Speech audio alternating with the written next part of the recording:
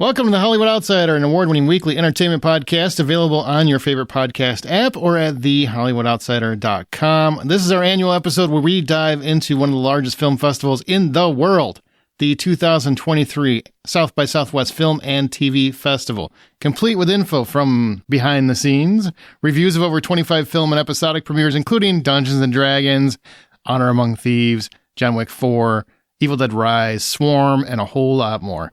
Let's get on with the show. My name is Aaron Peterson. Joining me today is my fellow ho, Amanda Sink. Hello, hello. How are you today? Today we are going to talk exclusively about the South by Southwest Film Festival, or South by as it's commonly known, what the festival is, how it works, and especially what movies we saw that you should keep an eye out for. I want to mention we've done this before. We did the digital years. We've done the last 10 some plus years of South by Southwest, and it was nice to be back. How about yourself? Oh yeah, I mean nothing compares to in-person South by Southwest. You're not going to tear up a picture of the priest, are you? No. That's an old joke. Nobody? Saturday Night Live? Nobody? Sinead? Nobody? Okay. On our Patreon, we will have a lot of behind-the-scenes stuff from the festival that we can't play or air here. So you can go to patreon.com/thehollywooddoutsider. That's patreon.com/thehollywooddoutsider. There's stuff that's going to be coming more over the next month, so keep an eye on that. I won't tell you what there is, but there's already some Dungeons & Dragons stuff, so go check that out. Amanda, can you tell people who've never been basically what this is? So South by Southwest is one of the largest festivals in the country. It has film, TV, music, and interactive media. We're obviously only going to talk about the film and TV portion, which has all kinds of genres from comedies in film to what they call midnighters and the more genre or horror films. So pretty much anything that you can imagine, and the same for television. They also have keynote speakers, special sessions, and panels with various parties in the industry, which you did go to a cool one, so we'll talk about that. And they even have a trade show. So there's a lot to do in South by Southwest. I went to one what? You went to a panel. Oh, a panel. I thought you meant a party. I'm like, yeah. I didn't really go to many parties. I was going to movies, man, every chance I got. Did go to a very cool Amazon Prime installation, though. I was going to say, that one was awesome. The Amazon Prime had a lot of free drinks. Thank you, Amazon Prime. But also, they had all these, all the shows they were trying to promote while they were there, like The Boys, Daisy Jones and the Six, Harlem. What else was there? Harlem. Yeah, they basically created a room themed for each show they were trying to promote. And they even had the Country Music Awards, a section for that, which was funny. But it was a lot of fun because they tried to immerse you in one room into the world of these shows. And they had, a DJ spinning some music on both sides of the world because they have two completely separate spaces. They had a bunch of food. They gave away free denim jackets that you were able to get customized by a local artist. Mm-hmm. So there was a ton in that. And that was insanely awesome for sure. Also, I know I don't know if the kids are listening, but the boys had a wall of apparatuses that were designed for your favorite hero. If you hit me up, Aaron at thehollywoodoutsider.com and ask nicely, maybe I'll send you a picture of it. But there's a wall of apparatuses. That's all I'm going to say. Or join the Facebook group. Yeah, that picture was posted there. It's there's a lot of that kind of. It's called installations, but it's like an advertisement, but it's also very interactive, and it's meant for everyone. So the general public can come and join in. There was a Yellow Jackets one that we didn't get to go to. There was a Paramount Plus one. And that's so anybody that's part of the festival can go to these things and get let in and get to enjoy and partake in food, drink, and entertainment. There's a lot of entertainment flying around. So Austin is hopping this entire time. And it's always in mid-March. There's a music festival right after this. There's 2 weeks where Austin is nothing but movement. Okay, so let's get into it. How was South by for you this year? How much did you enjoy? And I don't want to say just fun, because it is, it can, for us, it can feel a little like work because you're trying to go to as many movies as you can. But it is a lot of fun. So how was your South by this year? It was fantastic. I mean, the best part about the festival, in my opinion anyway, is being able to interact with these films that may or may not ever get seen. Obviously, there are the bigger ones that are really enjoyable to watch with a group of people, a group of strangers. But my favorite part, especially this year, I feel like the audience was so engaged and reactive to every movie screening I went to, whether it was a really small indie film or it was, you know, a big blockbuster like John Wick 4. Every theater had such response and like outward response to the films while they were going on, which is really cool because it makes you feel like you're connected and like, oh, those random people, they laugh at the same jokes as me and they think that part's cool too. So it's like a good connection point. Yeah, it's a sense of community, right? Because to me, every time I go, and this is, I think, I don't know, 10th, whatever the number is that I've been, my favorite part every year has been and always will be, I'm hoping always, has been that moment where you're in the line waiting for a movie. And I know that sounds nuts. Like, why would that be exciting to wait in line for a movie? But every single line for whatever you're going to see is filled with people who love movies just as much as you do. You know, everybody thinks they love them the most, but everybody loves them just as much as you do. And they're all in line talking about what they saw, giving you great ideas of things you want to see, kind of, you know, filling you in on things you couldn't see because there's so many movies and TV premieres. You can't catch them all no matter how hard you try. And just getting that vibe and that community from your fellow film and TV lovers is always my favorite part of the festival. That's why I always tell people this is the festival to go to. This is the one that you want to go to in the country, maybe the world. Yeah, I'd agree. All right. Well, before we go through what movies and events you saw and your takeaways on them, take us through what the festival is, why it's so huge from a fan's perspective, and why they should go. Other than you get to talk to cool fan and film buffs. Yeah, I mean, obviously that part is always great, connecting with people, especially after we've had so much time to ourselves over the last number of years. But also, it depends on the type of person you are. So I'll give you kind of different fan perspectives. You've got the person who's going just for the movies, right? You're going to see movies, like I mentioned a little bit ago, that quite possibly could never be seen again. And if they are, more than likely not seen on a big screen with an audience. So that's a huge thing, right? Like, yeah, absolutely. You're seeing these incredible stories a lot of times, and especially I noticed this year, films that are a story that the director has a personal experience with, something that's very intimate to them. And so that part is really amazing. If you're a fan girl / fanboy, I guess the exciting part would be celebrities. I mean, they're going to come to the screenings. You're going to get to see how they interact with fans and hecklers, like Bruce Campbell flipping a heckler off and saying, "Get the fuck out of here." Top experience, worst, but also very cool. We'll have a little piece of that later on. Absolutely. But if you're into that, you get that perspective. If you are the type of person who is always seeking knowledge and like new information, new perspectives, all of that, not only are you going to get that out of film and TV, which is of course part of the reason why we enjoy film and television, but you're also going to get it out of the panels and the people who are there sharing information, sharing new creative ideas. And when you have these Q&As with filmmakers after the screening, that part I think is also fascinating to everybody across the board, no matter what type of fan you are, because you get to get the behind the scenes perspective of why that filmmaker did specifically what they did. It gives people an opportunity to interact with these filmmakers who, you know, they've admired and idoled for their entire lives or whatever it may be. And you also just, I mean, you get to kind of be part of that experience with the filmmaker. So there's so much to do, so much to see. As a fan, you have so many different opportunities and experiences. Another thing to it is you're never going to be able to see everything, right? Like South by Southwest has so much that occurs at the same time. You actually have to have like an internal debate about what's my priority going to be, this movie or this movie, this panel or this TV premiere. Like, what am I going to do? And I love that aspect of it. Yeah, and one of the best things about all of that you're talking about is that celebrities, yes, they're there. Filmmakers are also there. And in smaller films, to me, I think that's actually a lot more exciting than seeing Keanu Reeves, even though that's very cool, and Chris Pine, and very cool, and Bruce Campbell. All right, well, nobody really tops Bruce Campbell for me, but all the other stuff is very cool. But when you go to a small... Not even Dennis Quaid in the urinal? Dennis Quaid wasn't in the urinal. It was Magnum PI that was in the urinal.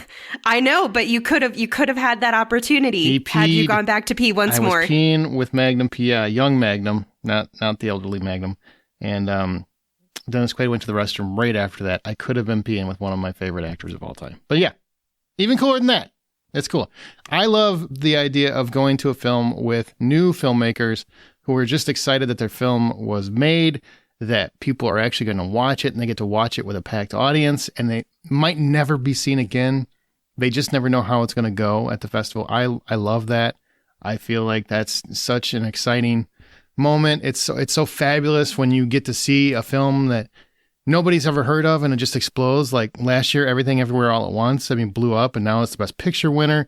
Won Best Picture while we're at the festival. Well, it debuted at the festival. That was wild. The year before. So yeah, it's insane. And they gave it proper credit. They made sure to say, hey, congratulations to the whole team at the festival in every screening, which was even cooler. So it's just, this festival's blown up over the years. It's so much different than it was 10 years ago. And it's become a nice mix of indie film, popular film, and every kind of fan. That's why I love it.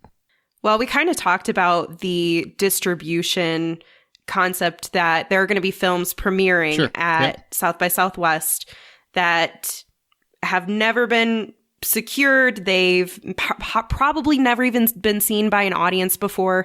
And so for anybody who hasn't listened to our South by Southwest episodes in the past... Shame on you! They're known... Shame on you indeed.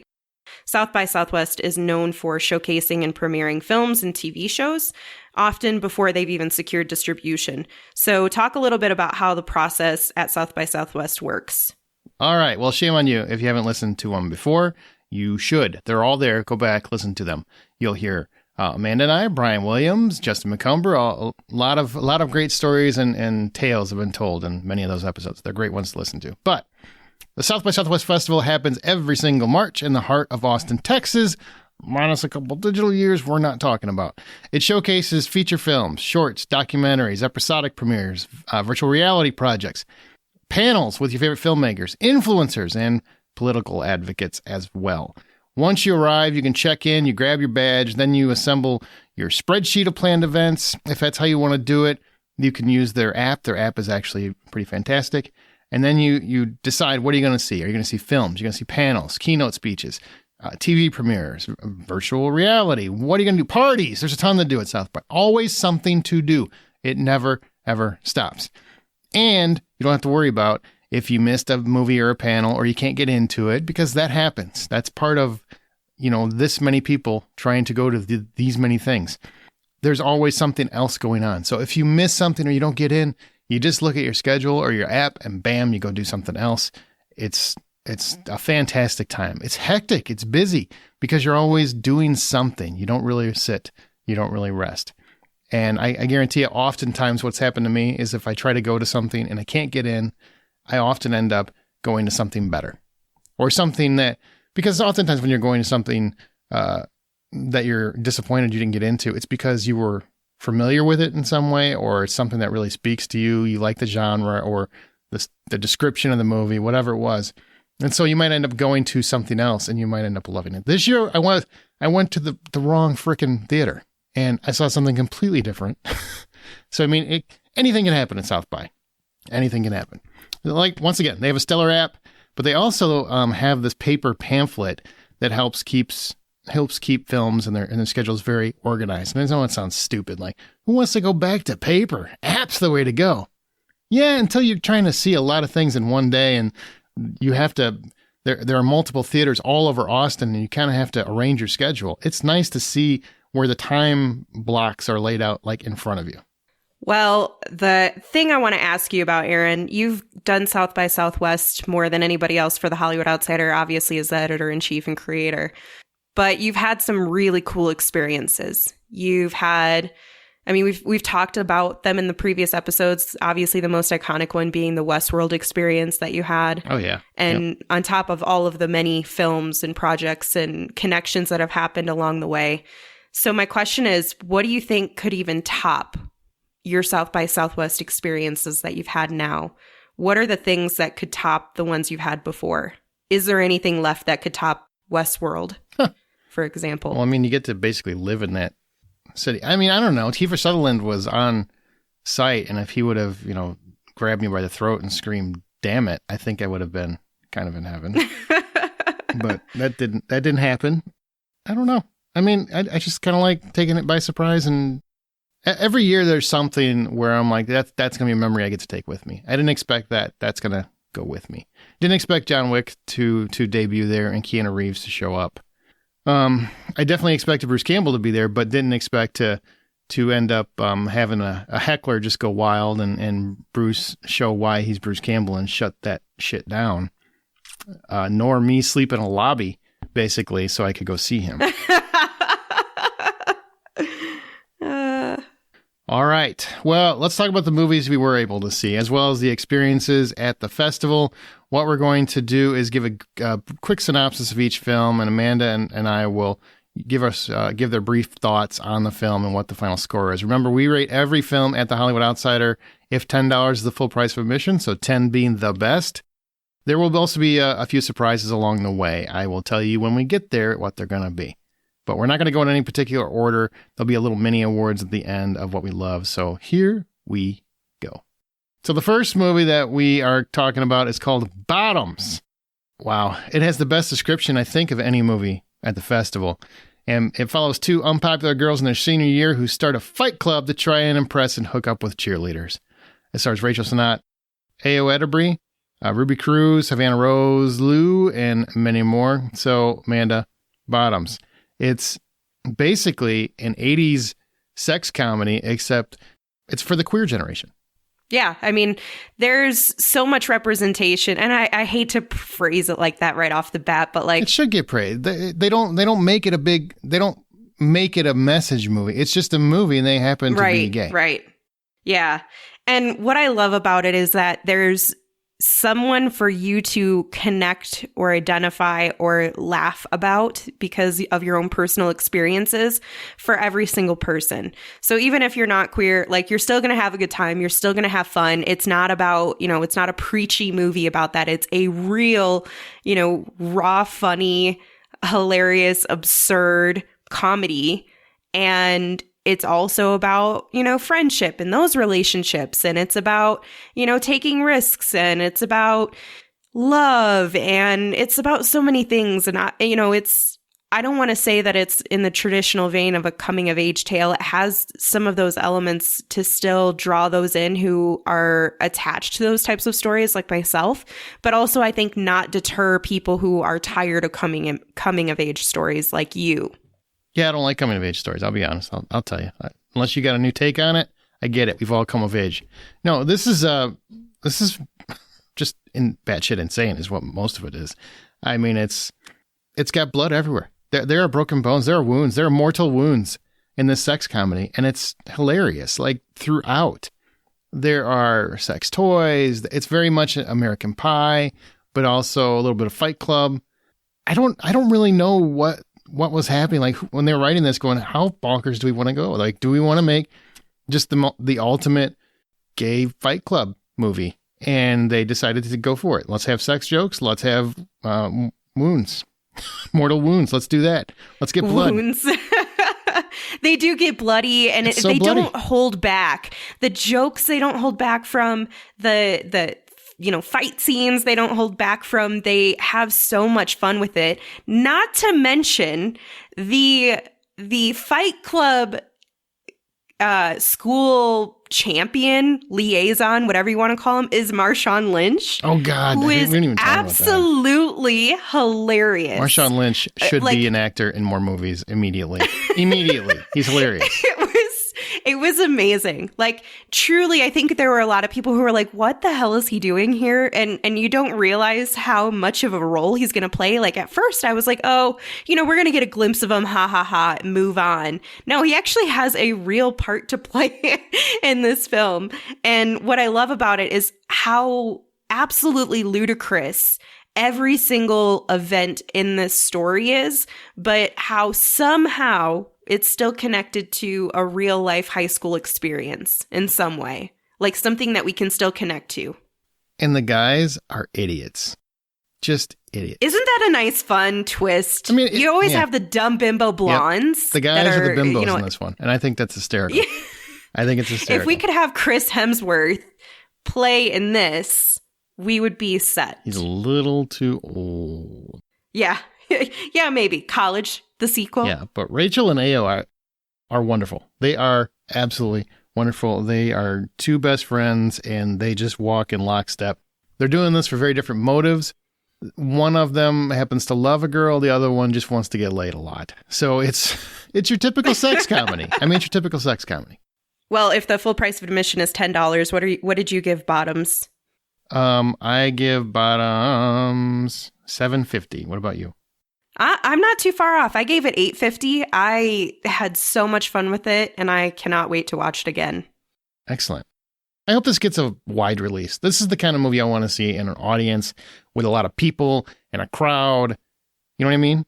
You had that, Aaron. We had that. Well, I want everybody else to have it. I want everybody else to have it. I mean, I get that, no, and that's awesome for me, but I want people... to me, there's not much better than a comedy that everyone's on the same page with in a packed theater. And how often do we get that these days? We don't get it very often. You don't get comedies playing in movie theaters like that. There's something you don't get anymore, and we get it at South by. Bam, one more reason to go. There you go. I think people were already sold, but if they're not, now they are. Okay. All right, so our next one is Talk to Me. And this is about a lonely teenager named Mia who gets hooked on the thrills of conjuring spirits through a ceramic hand. But when she is confronted by a soul claiming to be her dead mother, she unleashes a plague of supernatural forces. It's directed by Danny Philippou and Michael. It seems like they're related in some capacity. And then we have Sophie Wilde, Miranda Otto, Alexandra Jensen, and some others in here. Aaron, tell us your thoughts on Talk to Me. Yeah, I think it's Filippo, Danny, and Michael.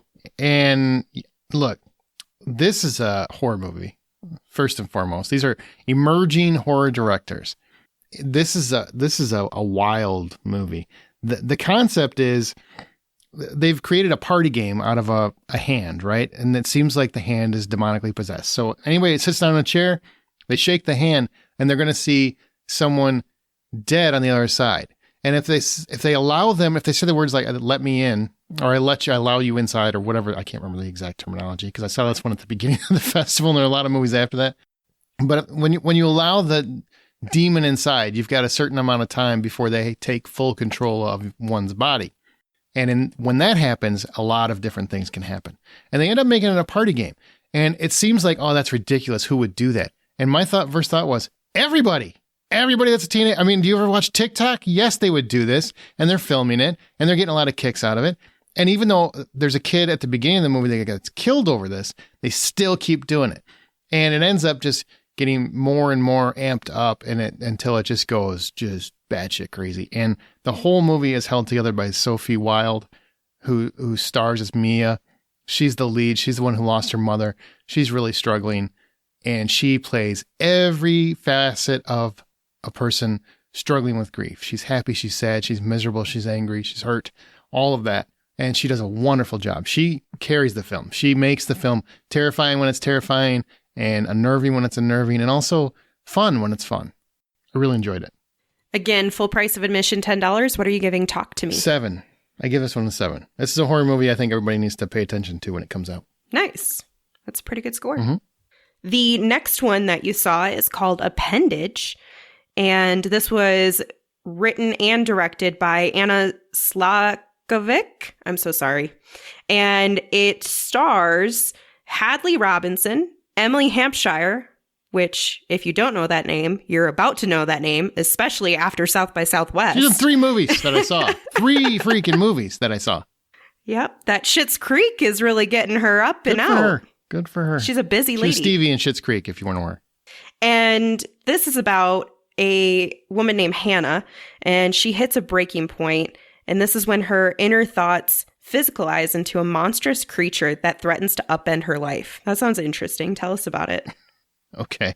How do I talk about this one without ruining anything or spoiling anything? It's very basket casey. It's there's a tumor, basically, a creature tumor, an appendage that is essentially threatening to ruin Hannah's life because it's telling her to do bad things. And the deeper you get into the movie, the more the plot kind of takes a turn, which means I'm not comfortable telling you much more than that. I will tell you that Hadley Robinson does a fine job, and it's a solid movie, right? It's not great. I do think there's something to be said for the creature effects. I realize it's low budget, but they do not sell me on it as much as I would like. Personally, there are some moments where it's kind of hard to swallow, but on the same token, I like the idea. I like the actors are all good. The direction's good. It's really just a creature effects thing. And I don't think it's bad. It does look a little Baby Yoda at times. You don't want a cute monster. Oh, I get what you're saying.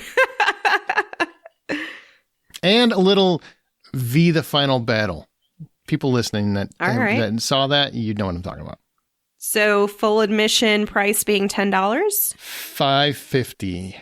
Solid watch. Nothing exceptional.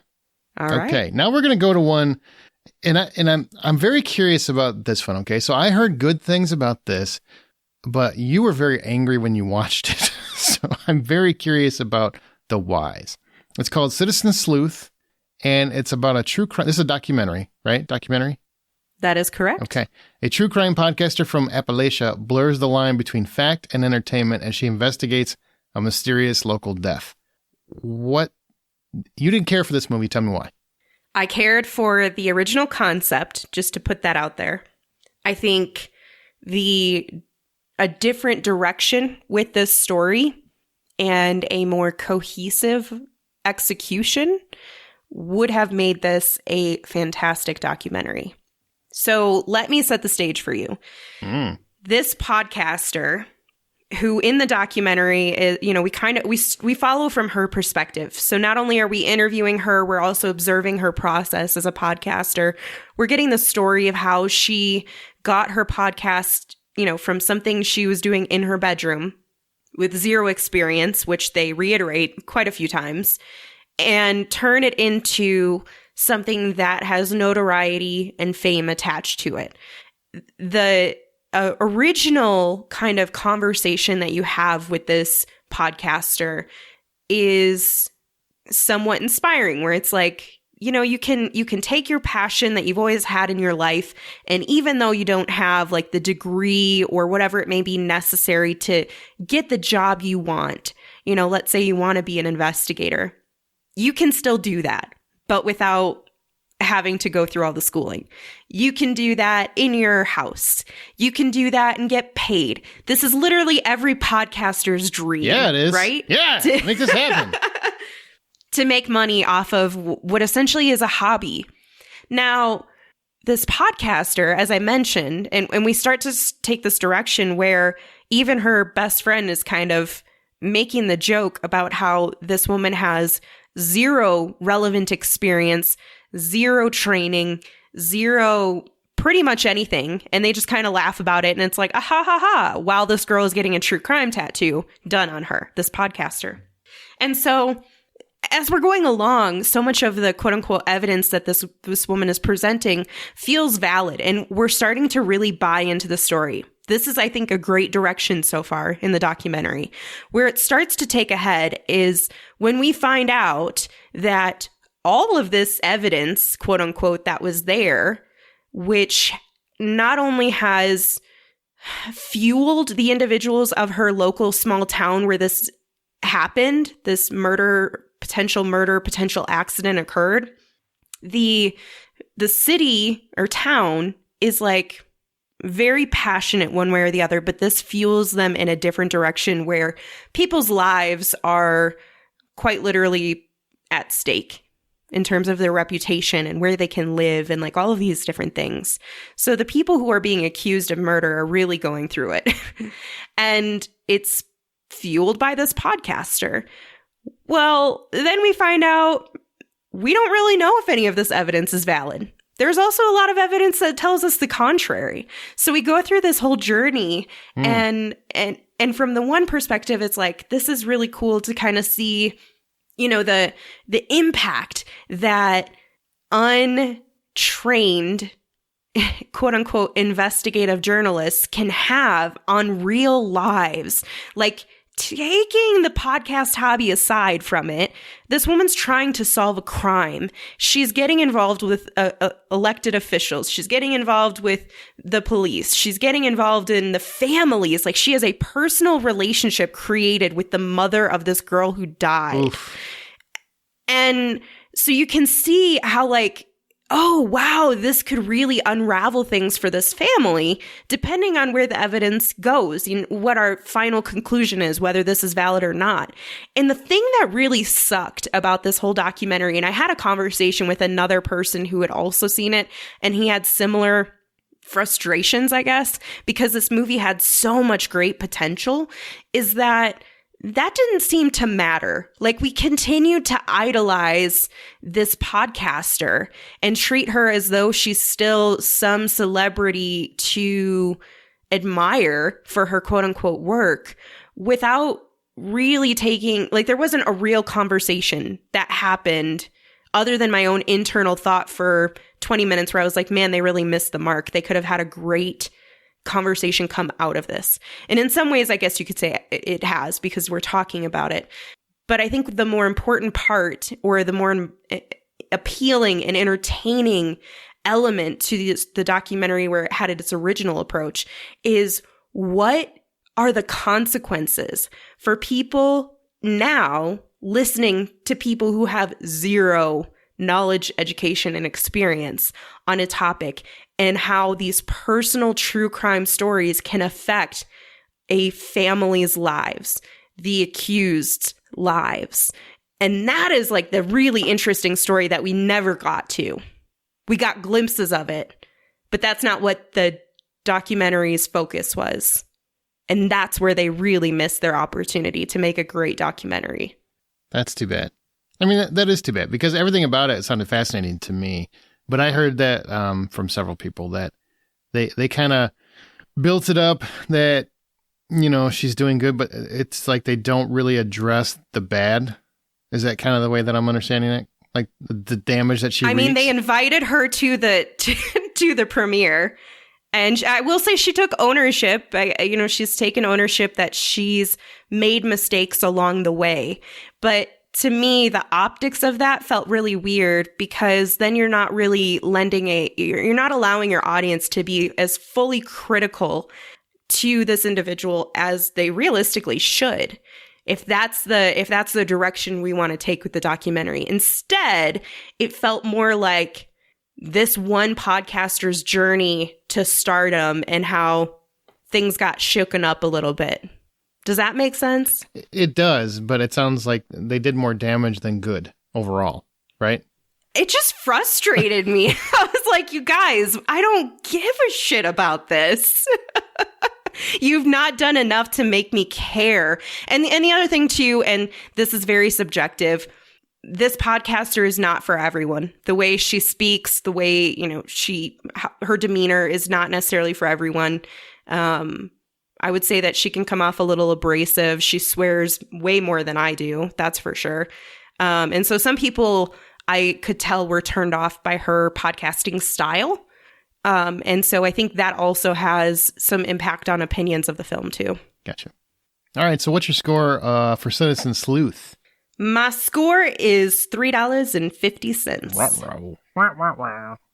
Okay. I get it. Hey guys, we've got a couple that are like, you never know where they're going to be. And then we start going straight uphill. So it's all good. So just hang tight. Hang tight. Yeah. So I know you're going to be excited to talk about this because you're excited to go to this. I was. But the online crime panel, which is kind of, from what I understand, cybersecurity, basically, with Robert Downey Jr. Yes. Whoa! Yes. That was pretty exciting. It was very cool to see Mr. Robert Downey Jr. And, he had a panel of an FBI agent and some people from cybersecurity, including Aura Security, which is a company that he invested in, which is why he's there, because he cares about, our cybersecurity, our online presence. And a lot of what the panel was talking about is stuff I think most people know, but sometimes you just need to be reinforced. And the idea that every time you do something online, you are inviting someone to get into your business. To get all over you and steal your identity, steal your name. Billions and billions and billions of dollars were stolen last year. A lot of it was done from various seemingly ununderstandable crimes, like things we all know. Hey, don't click that email. Don't. If you get a phishing email, if you get an email from a Nigerian prince, they probably don't really need your money, and they're not waiting to give you $1 million. You know what I mean? So there's no way that works out well. And if it's too good to be true, it is. Is that what you're saying? Yeah. I mean, and phishing has gotten very, very brilliant in the last few years. And they also, they talked about how it works via phone, how it works via chat, how it works via email. I mean, how the various approaches that they take in order to get your information. The gentleman from the FBI really broke down a lot of different scenarios, which was just fascinating. I mean, a lot of the stuff you just know, but you might not practice as much as you realize, because you don't think on how many people are alone in this world who just crave human attention. Especially the last few years, there's been so many people that are kind of stranded and just crave human attention. So their guards come down and they let people in just a little bit, and that's all people need.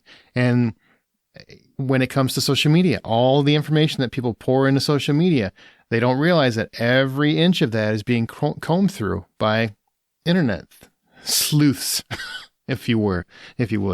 And they are checking all your data. Every time you put your birth date in something, someone is combing through that. Every time you get one of those Facebook quizzes or any quiz on anything, any social media, hey, what's your mom's maiden name? Why would you ever tell anybody that? Why would you ever tell anybody your first dog? Why would you tell anybody, certain things that would be linked to passwords? That's what people don't pay attention to. And that's kind of what the panel was talking to. It was really fascinating, interesting. I mean, ultimately, sure, he's partnering with Aura Security, so he's trying to sell Aura Security. But in the same token, he's trying to get through to people to say, hey, take a more serious, deeply thought out approach to your online presence. Sounds fascinating. It was great. It was a great panel. Yep. Good. So you caught Riders on the Storm. On accident. Which was... On accident. This is the on accident one. Yeah. Which was directed and produced by Jason Motlaw and Mark Altmans. It is about a young horseman battling to make his name and keep a family tradition alive in the ancient sport of buzkashi. Learns that fame is a gift and a curse as the Taliban take control of Afghanistan and threaten his life. Mm-hmm. That sounds dramatic. Yeah. Is this a documentary or a Yeah, it's a documentary. Narrative? Documentary. First, I'm going to explain how it's an accident. So I'm going to see Leah McKendrick's movies, Scrambled. Now, if you're a longtime listener, you might remember that name. She was the screenwriter for MFA, which also was part of South by Southwest, which is my favorite movie of that year. I absolutely love that movie. She came on the show, interviewed her, love her. I was wanting to support her film. And so I get to the showing where they have several screenings, and there was a mad rush because of the times that were very close to, these two films were very close to each other. And they gave me a ticket and told me which theater to go to. And I go to the theater and I gave them the ticket, and they let me in. So I sat down, assumed I'm in the right theater because I'm at the theater they told me to, and I gave them the ticket, and the ticket said Scrambled on it. So it didn't say Riders on the Storm. But about 15 minutes before Scramble was supposed to start, the lights go down. And I'm like, oh, are we starting early? Nope. I'm at Riders on the Storm. And at that point, I'm not about to leave and, hurt the filmmakers' feelings or anything like that. So I'm like, I'll sit through it. And plus, this has been, not necessarily this situation, this has never happened before. That's a fluke. But I've had situations where I couldn't get into one thing, so I went to another thing. It ended up being a great experience. So I'm willing to check it out. It's fascinating. It's an interesting concept. So I'm of two minds on the actual film. Okay, so one mind of it is this is an extremely well done documentary. It really does capture this particular sport, buzkashi, which is very popular in Afghanistan. I think if you go watch Rambo 3 years and decades ago, you'll see this sport being played. And how the game works is you ride horseback. There's multiple players riding horseback, and they take a dead goat and they're swinging it around trying to get it in a circle. And if you get it in a circle, you get a point. So it's like soccer with a dead goat and horses. So this is where my second... That sounds ethical and humane for American standards. It's Afghanistan. It's Afghanistan. It's not America.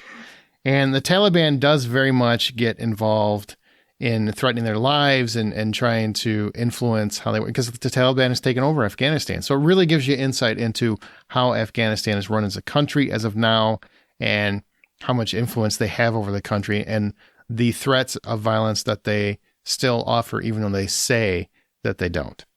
So that gives you a deep insight into the country. So that's the one mind. The one mind is an extremely well done documentary, and it really does showcase both this sport, the players who play it, and how the Taliban affects those playing the game.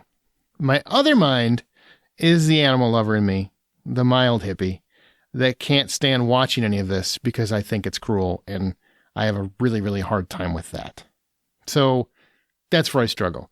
I think if the film itself is very well done, for me personally, I can't watch it again, ever. Because it's just... I mean, dead goats and the horses, there at every instance, there's a chance those horses could be, break a leg and be put down. And for what? I'm like, and all these years, all that money we poured into Afghanistan, nobody could buy them a fucking ball. Like, why are we throwing goats around? I don't understand. Like, this is the solution. I don't get it. I don't care how. They said Winston is gone, my guy. We can't afford to be. Understand. I get tradition and everything, but can you get a football, wrap it up in some net and give it to him or something? Like, why are we throwing dead goats around? I don't understand. But anyway, so for the film, if you're someone who this appeals to, I would say it's probably about a 750. For me, it's about a 5 because the sport itself is very difficult for me to get past. But from a critical standpoint, it's a much better film than that. Oh, that was a good review. Yeah. Critical review. And I still haven't seen Scrambled. So Liam McKendrick, if you're listening, I'm going to reach out. We're going to get a screener length. I still want to talk about that one. All right.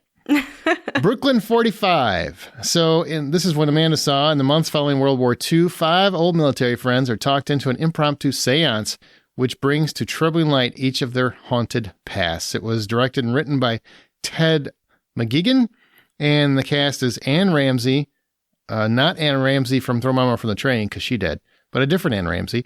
That's an older reference for older people. Ronnie Raines, Jeremy Holm, and many others. So tell me about this movie, Brooklyn 45, which I believe is going to Shudder eventually. It is going to Shudder. It was supposed to go to Shudder last year, but it looks like maybe they held off for South by Southwest. Excellent. Or something. That's cool. I don't know. We'll see. It's supposed to go to Shudder. The poster is a Shudder original, so it's going there someday. But this one is interesting because it doesn't start like they're coming together to do a seance. It's, hey, guy whose wife died recently.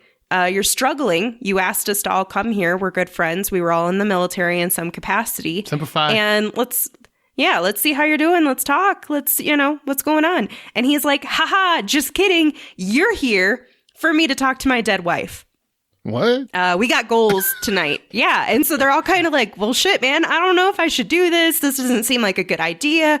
One guy is like, I don't believe in this. Another person's like, I believe in this too much.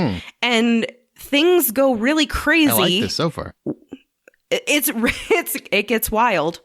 Things get really crazy when their friend who brought them there starts the seance. Things go crazy. All of a sudden, he's not in the picture anymore. And they have to figure out how they're locked into this room now. Why are they locked into this room and why can't they leave? Oh, and it's like the first escape room. It is with ghosts. So I will say, if How you are you get out? If you're thinking there's going to be a ton of ghostly interaction like Ghostbusters, it's not that deep. It's more about it's gonna be like Ghostbusters. Why do I think Bill Murray's gonna show up with a lightsaber? I'm just saying, like, from the ghost perspective, they're very limited in that you do have some ghost interaction. You can tell they've put some effort into physical effects, but also some special effects. And they've also taken the time to develop the character story of what's going on, because there's a lot of things that continue to unravel. And the times, because remember, this is shortly after World War II, are incredibly relevant to the story as well. And so if you're somebody who's a fan of history who, was very, Nazis suck, which we're all Nazis suck. But if you're really into seeing that on a film, this is also for you, even if you're maybe not into ghosts or the paranormal. The ghosts that you're seeing here are not, I won't say that they're not scary. Honestly, they can come across as though they're trying to be scary, but the way that the film is made is not intended to scare the audience. It's more your journey with these characters and all of these other side, plot twists that occur to kind of keep the ball rolling. And so I really enjoyed it from that perspective. I'm not a big history buff, but it's not like we were super ingrained into that world by any means, but it does play a very relevant piece to the characters and to the story.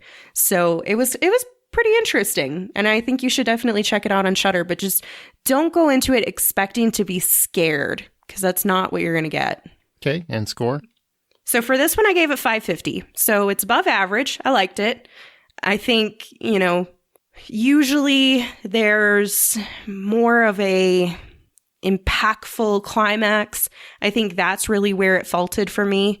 And they could have made some improvements as making that more intense and powerful.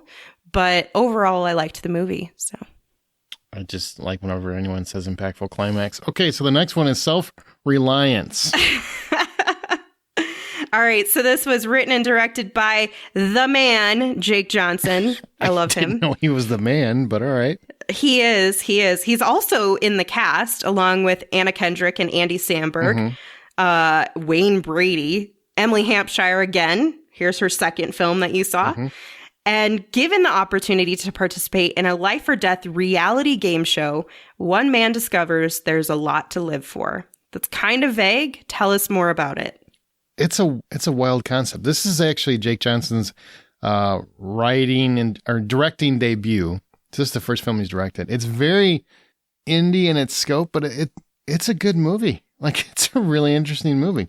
What happens is he's basically, I wouldn't say kidnapped, but he's a guy that's going nowhere, right? He's just kind of like living his lamest life. He can't get over his ex-girlfriend and that sort of thing.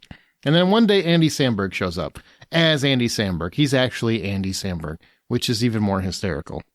And gets him in a limo. What? Yeah. Hold on. Yeah.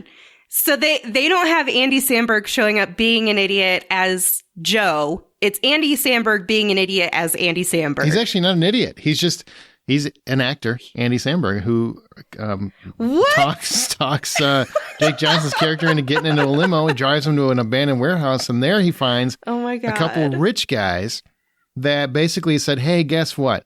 We have a game and you can win $1 million if you can live for the next 30 days. And it's like, wait, what? The deal is you have to live for 30 days, but throughout these 30 days, there's always going to be assassins coming to kill you. You're being hunted this entire time. You don't know where they're coming from. You don't know when they'll show up. There are certain rules, which means if you're in close proximity to anyone, they will not kill you. So he thinks he can rig the system. He can game the system. And as long as he stays close to people, then he won't die. So but the thing is like people, number one, don't believe him. Number two, don't want to spend that much quality time with him. So he has to figure out how to stay alive when his family doesn't really want to bond with him that hardly. He ends up actually picking up a homeless guy and paying him to stay with him at one point, which leads to some of the best jokes in the movie, because he starts to actually become really good friends with this guy, with this homeless dude. And also Anna Kendrick pops up as another contestant, potentially. Is she not? You don't know. And, so there's a lot that goes into that. So it's a game show. It's like Hard Target, but if it was told from the mindset of Jake Johnson. So he's being hunted by rich people, but it's more for laughs than violence. Interesting. It was pretty good. And what's your score for this one? 650. This is one of those, it's very low key, but it's fun. And I think, an interesting concept personally. Okay. So you saw also Love and Death, which is a TV premiere, and it might be familiar because there was a Hulu thing called Candy with Jessica Biel, very similar to this last year. But this has someone you love, Elizabeth Olsen. Yes. Okay. Yes. Two church-going couples enjoying small-town family life in Texas until somebody picks up an axe. Now, did you see one episode or two episodes of this? Two episodes. The first two episodes. Comes to HBO Max on April 27th. Jesse Plemons is also in this. And Patrick Fugit, Kristen Ritter. There's Tom Pelfrey's in this. Oh, I love Tom Pelfrey. So tell me, is this show... I never saw Candy. I don't really know the story. Is this show interesting? And showrunner is David E. Kelly, so he's got a great track record. Oh, yeah, absolutely. So first of all, I had no idea about the story because this is a true story. This is based on a true tale. And I never saw Candy either, so I don't have that comparison to make. But from what I understand, the direction of that show is different from what I saw in Love and Death. And the one thing that I really enjoyed about, that first initial episode and then the transition into the second episode is that we get to really understand these two couples and the two individuals who then will they, won't they affair starts to occur. And so they're very, inviting and like warm in some way where we really start to root for these characters, in both of their marriages. It's kind of like, oh, they're clearly not that happy. It's one of those where you could see both of them being happier, and this spark of a moment that occurs between them that maybe ignites a will they, won't they affair situation is very minute, which I thought was kind of an interesting element to include, and how fast this roller coaster progresses. And once in the log line, you have the description in the synopsis of until someone picks up an axe. So what you don't know is 100% who picked up the axe, who was axed, and why they were axed. You have presumptions. You have your own conclusions that you've come to. But at least by the end of the second episode, unless you already know the story, you still don't have a full understanding of where it's going in terms of, you don't have all the information yet. And that I think is really fascinating, the approach that they took to building that. Now, speaking of performances, Elizabeth Olsen and Jesse Plemons, honestly, if you would have asked me before the premiere, do you think this is going to work? I would have said, absolutely not. And that is no offense to either of them. I just don't see that chemistry happening. Somehow, some way, these fantastic actors who have such a dynamic to their characters and their performances, both of them do, where it's like, wow, I was thoroughly impressed because I could at least try to find my way into their romance story of why they're potentially interested in each other, which even at the beginning of the episode, I did not think I would. So I give a lot of credit to the cast because they're such strong leads and they have such, when I talked about their dynamic performances, we see them as great people, but everybody has flaws. And so when we start to see those flaws and how they're presented in their character is like, I loved it. It was fantastic because they epitomized both aspects for both of their characters. Really well done show in terms of production as well. I mean, it's HBO Max. It's not going to look bad or anything. Highly recommend it. I would encourage you to go in as blind as possible. Don't look into the story. Don't look into any details. Don't read anything about it. Just go watch it. Okay, and what's your score on Love and Death? 8 out of 10. All right. I want to watch that. I do. April 27th, you can. I will come April 27th. That's in a month.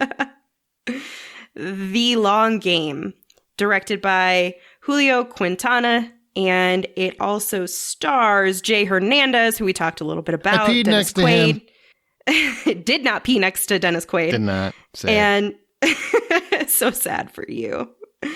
Banned from playing at the club where they caddied, a group of Mexican-American high schoolers from their own golf team build a one-hole course in the fields and win the 1957 Texas State Championship against all odds. This is based on a true story.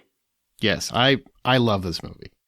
This is one I wanted to see, but I only wanted to see really because Dennis Quaid's in it. And I'm a big Dennis Quaid fan. I have been for most of my life. And I knew a little bit about this story. My wife's Hispanic, so I've actually heard this story before, and I really didn't know the details. Watching the film, it's such a crowd pleaser. It's like one of those sports movies that's more about the characters than it is the sport. The sport's there, and you get an appreciation for why people love golf and what golf means to certain people, and how it can be a means to get out of poverty if you're very good at it. But really, it's a story about the characters, and Jay Hernandez's character is trying to be seen as an American. He served his country, he went to war, he did all these things, and still he can't play on the golf course as a member. And he wants to be a member of an exclusive club. They keep telling him, hey, go to a lesser club. So he ends up putting this team together of talented young caddies to win a championship. The idea is to show them that they belong. And Dennis Quaid is his friend and former mate in war who helps him get going because unfortunately he needs a white guy to get them going. It's that time when people of different colors were not accepted for anything other than service work, so to speak. So it's a very interesting story. I haven't seen it told before. It's very well done. It's funny. It's human. It's beautiful. You get to really feel for the kids a lot because the kids they're Mexican Americans and they don't really fit in America. They go to Mexico. They don't really fit in Mexico. They're stuck in the middle. And I've seen that with my own eyes with my own wife. So it's an interesting dynamic. They really capture it. It's a beautiful film. Very funny. Great talent. This is one of my favorites from the festival, The Long Game. Awesome. And I give it $8. Okay, then we moved into a work in progress. This is not a finished film. And I would say I could tell that because there's some ADR from Ben Affleck that I'm like, I think they might want to redo that a little bit because I didn't feel like it was done. But overall, it's a pretty complete movie, Hypnotic. Would you not agree? Absolutely agree. Okay, well, what it is about is a detective becomes entangled in a mystery involving his missing daughter and a secret government program while investigating a string of reality-bending crimes. It stars Ben Affleck, Alice Braga, and of course Willem Fichtner, who I also ran into in the men's room. It's wild. Apparently the men's urinal in particular is the place to be. He was also a very nice guy. So people are nice in the men's room. Just saying. Wish we were in Dennis Quaid there. But it's directed and written by Robert Rodriguez, who is beloved in Austin, Texas. Just him showing up got a round of applause. Before we talk about the movie, I want to talk about Robert Rodriguez. Let's talk about him. Okay. And we'll have a little bit of a snippet from his Q&A here in a little bit. But I want to ask you, after the movie's over, he basically did a wonderful thing where he started asking people to share memories of his movies with him because it was the 30th anniversary of when El Mariachi debuted. And he gave anyone that gave an answer he loved a signed poster and also a trip to his studio, which was pretty fabulous. Amanda tried very hard to get me to do it, and I just don't I did. It's just not me. I don't like attention on me. So Amanda, wasn't that awesome? Oh my God, it's so cool. So the reason he's so beloved in Austin in particular, I mean, he is by many people, but Austin and South by Southwest in particular, because not only has he participated in South by Southwest over the years, he's done a lot to bring his films and make sure he has something to bring to the table, even, doing workshops and things like that. You can go listen to one of our older episodes. I think we have a snippet from him in there. If not, we talk about his movie, Red 11. But he has his production company in the area in Texas, and he does a lot of filming in Texas. He incorporates the Austin Film Society. So he does a lot to intertwine that network of aspiring filmmakers into his journey as a filmmaker. The other thing that I really appreciate and respect about him is that realistically, he could do all of this without people who are new to it. And he takes it upon himself to help put other people on the platform and give them the tools and resources they need to become a filmmaker like him. And I just have so much admiration for him. But what he did with that was really cool, because not only were they posters that, were signed and everything, but they're original, authentic. So if you said that El Mariachi was your favorite, you're getting an original. I think that was one of them that actually didn't have an original. I can't remember. But you're getting an original poster. For Alita, which was really cool, not only do you have the signature, do you have the tour, all of that stuff, but also he's apparently got Jim on speed dial. So add that one to your poster. Jimmy Cameron. Yeah. He's getting a Japanese poster signed and mailed to somebody. Yeah, it's awesome. It's so cool. I mean, and it was not done in a way of like, tell me I'm a good filmmaker. Tell me why you like me. You tell me the best story about me, I'll give you stuff. It wasn't like that at all. It was, you could see the love. You could feel it. Yeah. It was like his way to engage with his fans, give them an opportunity to like share a personal story to them. And for him to also, I mean, as a filmmaker, you want to hear about the impact your movies have made over the years, and hopefully it inspires filmmakers. And that was another thing he did, was he specifically tried to find someone who was an aspiring filmmaker in the audience so he could bring them on set. And there was a guy who talked about it. People offered their like films and stuff to him, like, here you go, guy. And he took it. He was a nice guy. But he also invited this guy to be behind the monitors with him through the next filming he does. And I'm like, this is wild. This guy is going to get murdered by a creepy stranger at some point. Sure, yeah. That's fantastic. Absolutely fantastic. So the movie, what did you think of Hypnotic? I really liked it. And there was... First of all, it was very emotional. There were a lot of parts. Ben Affleck is such a tremendous actor. And sometimes I forget how good he is, because in so many ways, he's the same guy a lot of times. But he has such an intense personality that draws you in and makes you feel the emotions he's feeling. And I really love Robert Rodriguez's filmmaking style and his use of close-ups and things like that to get the emotion out. And I won't say anything about it because I think you should know as little as possible going into this film. I really appreciated the turns in this story. Like, where we started is not at all where I thought we were going to end up, if that makes sense. Or where we ended up is not at all where I thought we would be. Yeah, it totally makes sense. I mean, the crimes are very much a mind bender. I would say it's difficult to tell you too much because you really don't want to ruin anything. And he asked the audience to please keep a lot of it to ourselves. So I will do that. It's very... I'm just trying to give you a vibe, right? An Inception-y vibe. How about that? It's just like you really got to think. Yeah, it's something that's going to turn the wheels in your head. A little bit. And I will tell you, like, I'm glad that the movie played out the way it did, because the first half, I'm like, well, that's a plot hole. But the plot holes make sense as the movie goes on. I'm like, okay. And I thought there's a lot of very clever stuff in this movie. And the last third actually makes everything before it work so much better. So I did enjoy it as well. it is work in progress, like Amanda said, or like I said. One of us said it. So, I mean, there will probably be some tweaks before it comes out, which I believe is going to be later in the fall of this year. But it's called Hypnotic. And I give it $6. I gave it $6.50. All right. And William Fichtner, good guy too. Good guy. 30 years after El Mariachi, I feel like I'm in the shoes that you were in back then. What would you tell yourself back then? What you know now? The main thing is to start. A lot of people say, you know, even when I talk to people and tell them my whole thing, they'll go, gosh, that's so inspiring. You know, I kind of have a project that's actually got most of the elements together, but I'm not sure if I'm ready. And it's like, the thing I've learned the most is that art is very much like life. You're not ready for life. Yeah. You go, I'm going to go to work today, I'm going to do this and that, and you go and your battery's dead, or your mom's in the hospital, or you just got your job taken away.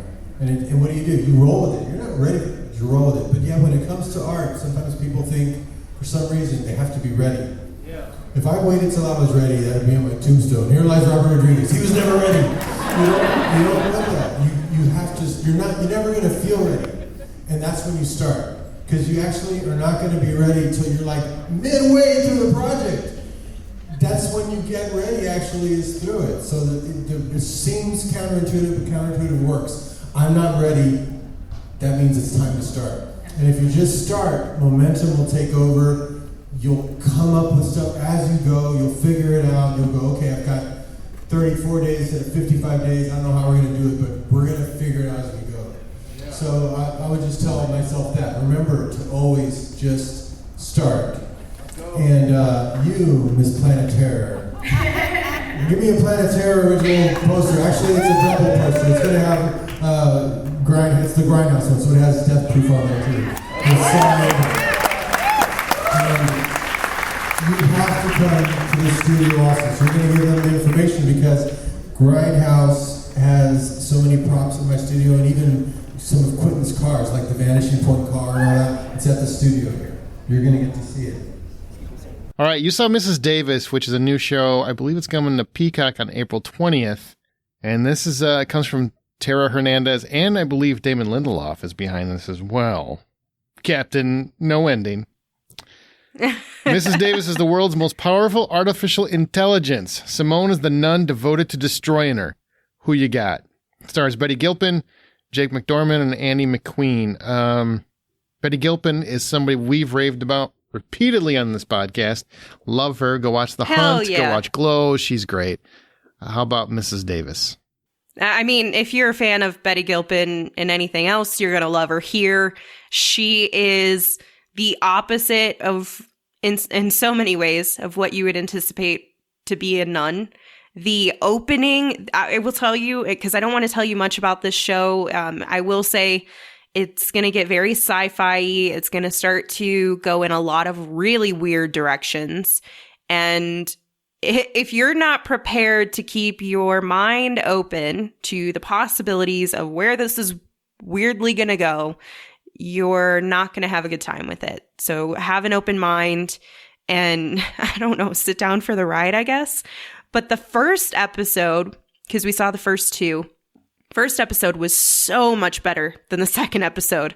The first episode, at least for me, I was much more engaged with it, had much more action. There's an opening action sequence, which is phenomenal. So much fun. The entire audience was, whoa, just fantastic. And you kind of really start to think about AI and technology and this one woman who's like, nah, screw this. And the AI, the woman, is like, nah, I want to talk to her. I'm going to find a way using my technological ability, because I'm connected to everybody else in the world, to find a way to get her to communicate to me, even if it's through someone else. And they have like a lot of their own terminology because in this world, the AI is kind of like a Bluetooth earpod, and you're just hearing what it says there, and then you can communicate to this person because she's refusing to speak to you one-on-one. And so it's a really interesting approach to this conversation. And why there's nuns, hopefully we find out all the details to that. I can tell you right now, I don't have a good conclusion to a lot of the questions that will occur by the end of episode 2. I have zero, matter of fact. Okay. So Interesting. It's weird. It's bizarre. It's fun. Betty Gilpin, I think if you had put somebody who was not as engaging and wasn't as well-rounded in her range, where she can be sweet and charming, but she can also be a badass woman to her core, this probably wouldn't work as well. She really she's a glue that holds it together. So I give it $6. Okay. Now we move on to, I think, both of our favorite movie of the festival. Yes! Spoiler alert. Spoiler alert. This was what's known as a secret screening, which means they had a block of time that was kind of allotted, and it's just called a secret screening.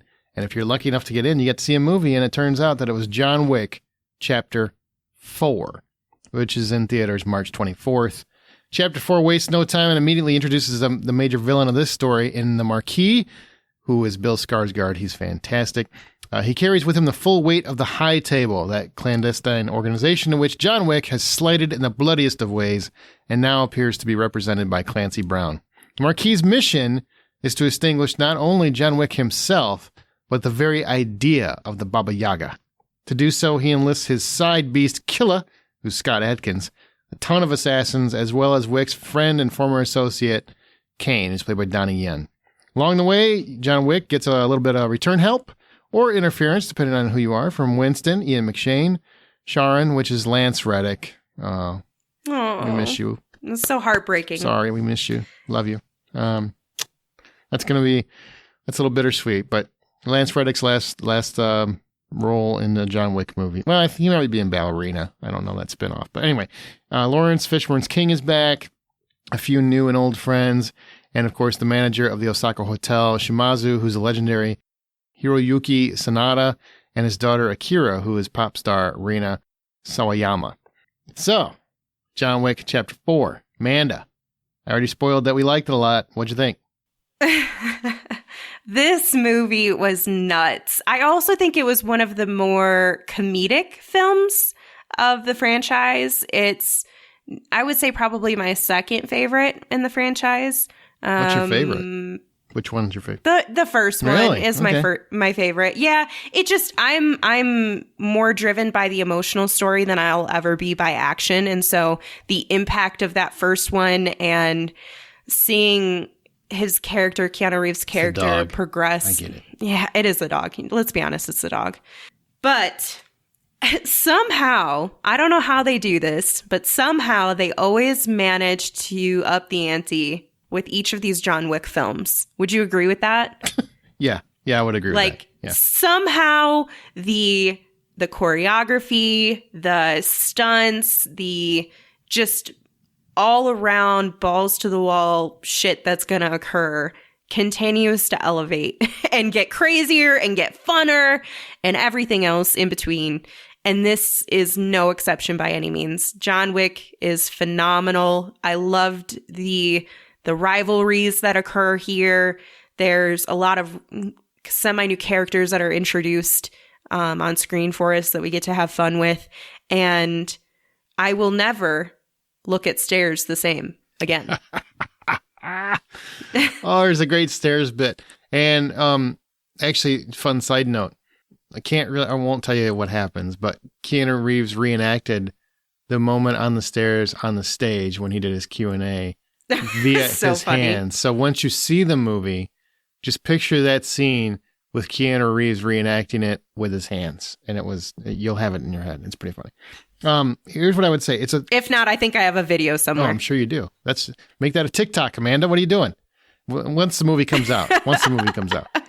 So it's a 3-hour movie, or almost 2 hours and 49 minutes. And when I first heard the runtime, I'm like, hell no. I love John Wick. I don't think this is going to be excess. It's going to be too much. Director Chad Stahelski, who has done all the John Wick movies, and I think David Leitch helped him with the first one, but he's done Solo since then. He's a former stuntman. He knows stunt choreography. He's also finally mastered audience patience, because even though it's almost 3 hours long, I never felt that time. I never felt like it was too long. I felt like I was in John Wick's moment the whole time. I was following him on his path, on his mission. There are, I want to say 3 or 4 elongated fight scenes, like just set pieces that go on for like 20 minutes. I mean, it's insane to me. And it never gets old. No, it doesn't, like those 20-minute scenes do not get old. Yeah. Always feels fresh. New kinds of weapons. Nunchucks show up here. I mean, there's horses, there's cars, there's everything. There's stairs. There's everything you could imagine as a weapon is used in this movie. And it's just fantastic. And I got to be honest, if this were the last one, I think they ended on a master stroke. Like I feel like, you know, I know a lot of people are going to be clamoring for John Wick Chapter 5 and all that stuff, and we need 6 more of these. I don't. I feel like this is a masterpiece of action cinema. I absolutely love this movie. I was so close to just giving it a 10. And I probably didn't, just because I want to see it again before I go that high on something. But it's so close to me. I mean, it's just a hair away from perfection in terms of an action film. And, you know, you go in for the first movie to the second to the third, all 3 of those had moments where it was a little bit of a lull. There's some piece of that, some section of those films where I'm like, okay, this is boring. Or it had Ruby Rose. That never helps. But this one doesn't have that. There's not a moment where I feel like this doesn't work, which is just insane for a 4th movie. Absolutely loved John Wick Chapter 4. I give it 9.5. Chad Stahelski knows what he's doing at this point. He's got it down to a T. Let's give him some more opportunities to get into a movie with Jason Statham. I don't know, start a franchise with him. That'll be fun. Phenomenal film. Really enjoyed it. A lot of fun. Action is outrageous. I gave it 9. And I think, Aaron, you have potential to get your name on a box or something from Lionsgate. I don't know about the box. I don't think they'll be in a box. Some of the marketing they somehow. are using a couple quotes from my reviews in their worldwide marketing. Not your favorite. So I don't know where or when or why or whatever. But at some point, whether it be social media or TV spots, my name's going to pop up next to John Wick. Just saying. I think that means I get to fight him if he makes another movie. That's the deal. Tell everyone your favorite quote from your review, which you should check out at thehollywoodoutsider.com. My favorite quote. So they said he's so sad about it. I am.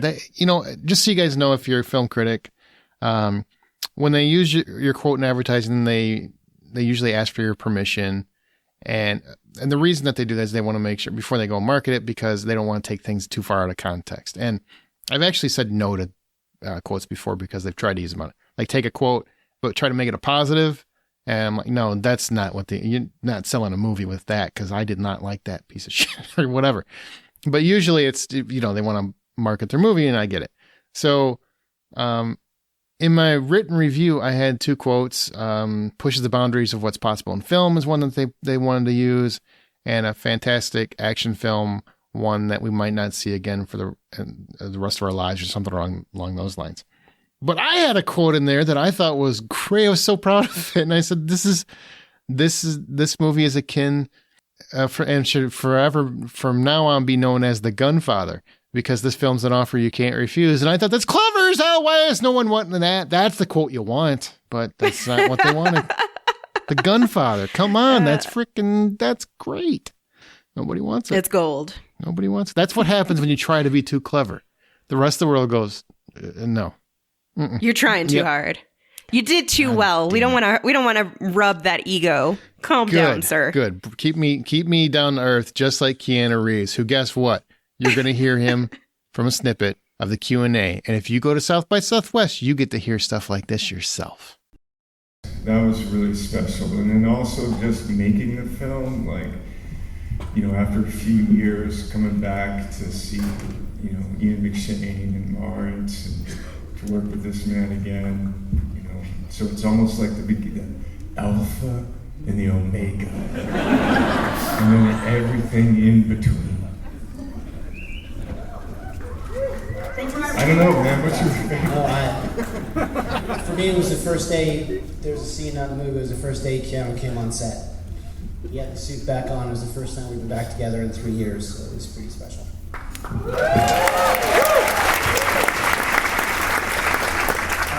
Hi, my name is Carter. I have a question about the house scene and how long that took. Also, did you shove like a fireworks sparkler into that shotgun? That's an actual round of ammunition called Dragon's Breath. I know that. It's just, how was it not lethal? We have a very good stunt team and a very good visual effects team. One of the best. Some of the best in the world. The whole sequence, we did the entire sequence in the top shot in 3 days, and the apartment in a week. Again, we have a very, very good And months and months and months and months of planning. And training. Yeah. A lot of training. He's a god. He's a god amongst men. One of the kindest, A sweetest handsome men. god. Did you say handsome god? Is that what you said? He's a handsome god. Also, someone tried to propose to him Oh my God. during Speaking the of. screening. And I love that he was so sweet and humble. His response was, be careful what you wish for. You don't want that. You don't want that. And I'm like, stop. We all want it. Every man, woman, being, animal in this room would take you up on that, Mr. Reeves. You think there's Mr. animals Wick. in that room? I mean, like there's a dog section because it's a John Honestly, Wick movie. I was waiting for them to bring a set of dogs, like any dogs that were in this film, onto the stage and like just get everyone excited. And I waited and I waited and I waited and I looked at Keanu and then I waited and then I looked at Chad and then I waited and I looked at Keanu again and never were any dogs present. Well, I look forward to seeing Keanu. He confirmed he will be in Ballerina, the spinoff with Anna de Armas. So that's exciting. And Chad Stahelski is next doing Ghost of Tsushima, which is one of my favorite games of the last 10 years. So it's a dedication to Japanese culture. I can't wait to see what he does with that. That's going to have some fantastic action as well. Also, if you are the guy who is in the audience who kept yelling your thoughts, please don't do that. Don't be that guy. Yeah, nobody needs that. Your thoughts can stay in your head during the movie. That's okay. But if you ever want to hear how loud an audience can get from Keanu Reeves saying, yeah, go to South by Southwest and see John Wick Chapter 4 there. Because he went, yeah. And you would have thought like he just delivered a Brando-esque monologue. I mean, they lost He their literally walked onto the stage. They said his name. He walked on the stage. Everybody lost their minds. Mm-hmm. And he wasn't even able to say hello for like probably a good 15 seconds because it was just so loud and uproarious. And I will say out of all of the screenings that I would say probably at any of my South by Southwest screenings, but definitely any of this year, that was the craziest audience. That was the most reactive audience. That and Evil Dead Rise. Yeah. For sure. Yeah. But Evil Dead Rise had a little bit. We'll talk about that in a few. Had a heckler. Yeah. Bloody Hell is next. We both saw this. It was written and directed by Molly McGlynn. It's about a teenage girl who gets diagnosed with a reproductive condition that upends her plans to have sex and propels her into exploring unusual methods to have a sex life, challenging her relationships with everyone in her life, but most importantly, herself. It starred Maddie Ziegler, who was in The Fallout, I believe, with Jenna Ortega a couple years ago. Great movie. Yep. And also Emily Hampshire. This is the only one of the three that she was in that she showed up for the Q&A. I don't understand what happened with this, but yeah. So what did you think of Bloody Hell? This is more up your alley than probably mine. Yeah, I mean, this was a personal film to me, I guess I'll say, as a woman who may or may not have issues with conceiving children in the future. I wanted to see what I wanted to see what the story could be and how they were approaching it, because part of the way it's marketed and in part of what's in the story is, you know, this is somebody who's young and has a vision for their future of what their life is going to look like. And that includes, you know, being married, having kids, all that good stuff, having sex. And what happens when you feel like your body has betrayed you. And that was actually something that they integrated into this character, is that feeling of betrayal by your body. And I think that was just so powerful. There were so many moments throughout this film where I connected and identified 16-year-old Amanda with this character played by Maddie Ziegler, who was phenomenal in another performance. I mean, she was great in The Fallout, great here. Really looking forward to her career. And Emily Hampshire as her mom, which was hilarious. I probably wouldn't have believed their relationship, but their dynamic, you know, when you see them in person, you're like, I don't think I could see them being mom and daughter. But when you see them on screen, it is so well crafted in their relationship. And they follow those boundaries and character quirks and everything to help you understand their relationship. And having them walk you through the emotions of what a young woman is going through with such a unique condition, which was a very vulnerable and courageous move by the director, Molly, because it's her own story.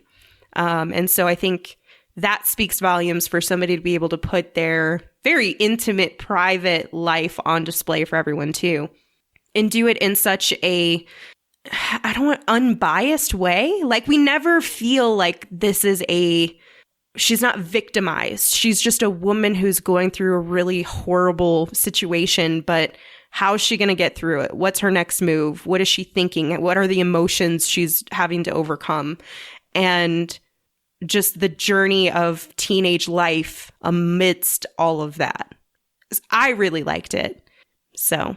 All right. What do you give? I give it 550. I enjoyed it, but I didn't love it. But what did you give it? I mean, anytime I cry, it has to be a minimum 6. Okay. Although that feels maybe too easy because I cry pretty often, but I really enjoyed this film and I gave it 650. All right. And next up is A Disturbance in the Force. Ooh, I wanted to see this so badly.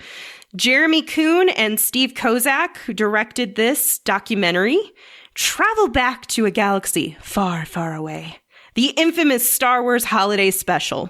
Dive into the mystery of how it happened and why 45 years later it has become, much to the chagrin of George Lucas, the ultimate cult classic among Star Wars fans.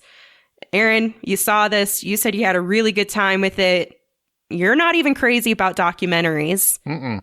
What was so beloved for this one? Well, one, I hate the Star Wars Holiday Special. It's one of the biggest pieces of shit I've ever seen in my life. And this film embraces what a piece of shit it is. That right there makes it partly enjoyable. And it's just how Jeremy Kuhn and Steve Kozak cut this. Like, they cut it as the whole film, you always feel like they love Star Wars. They're not making fun of Star Wars. They're just showing how something so bad happened.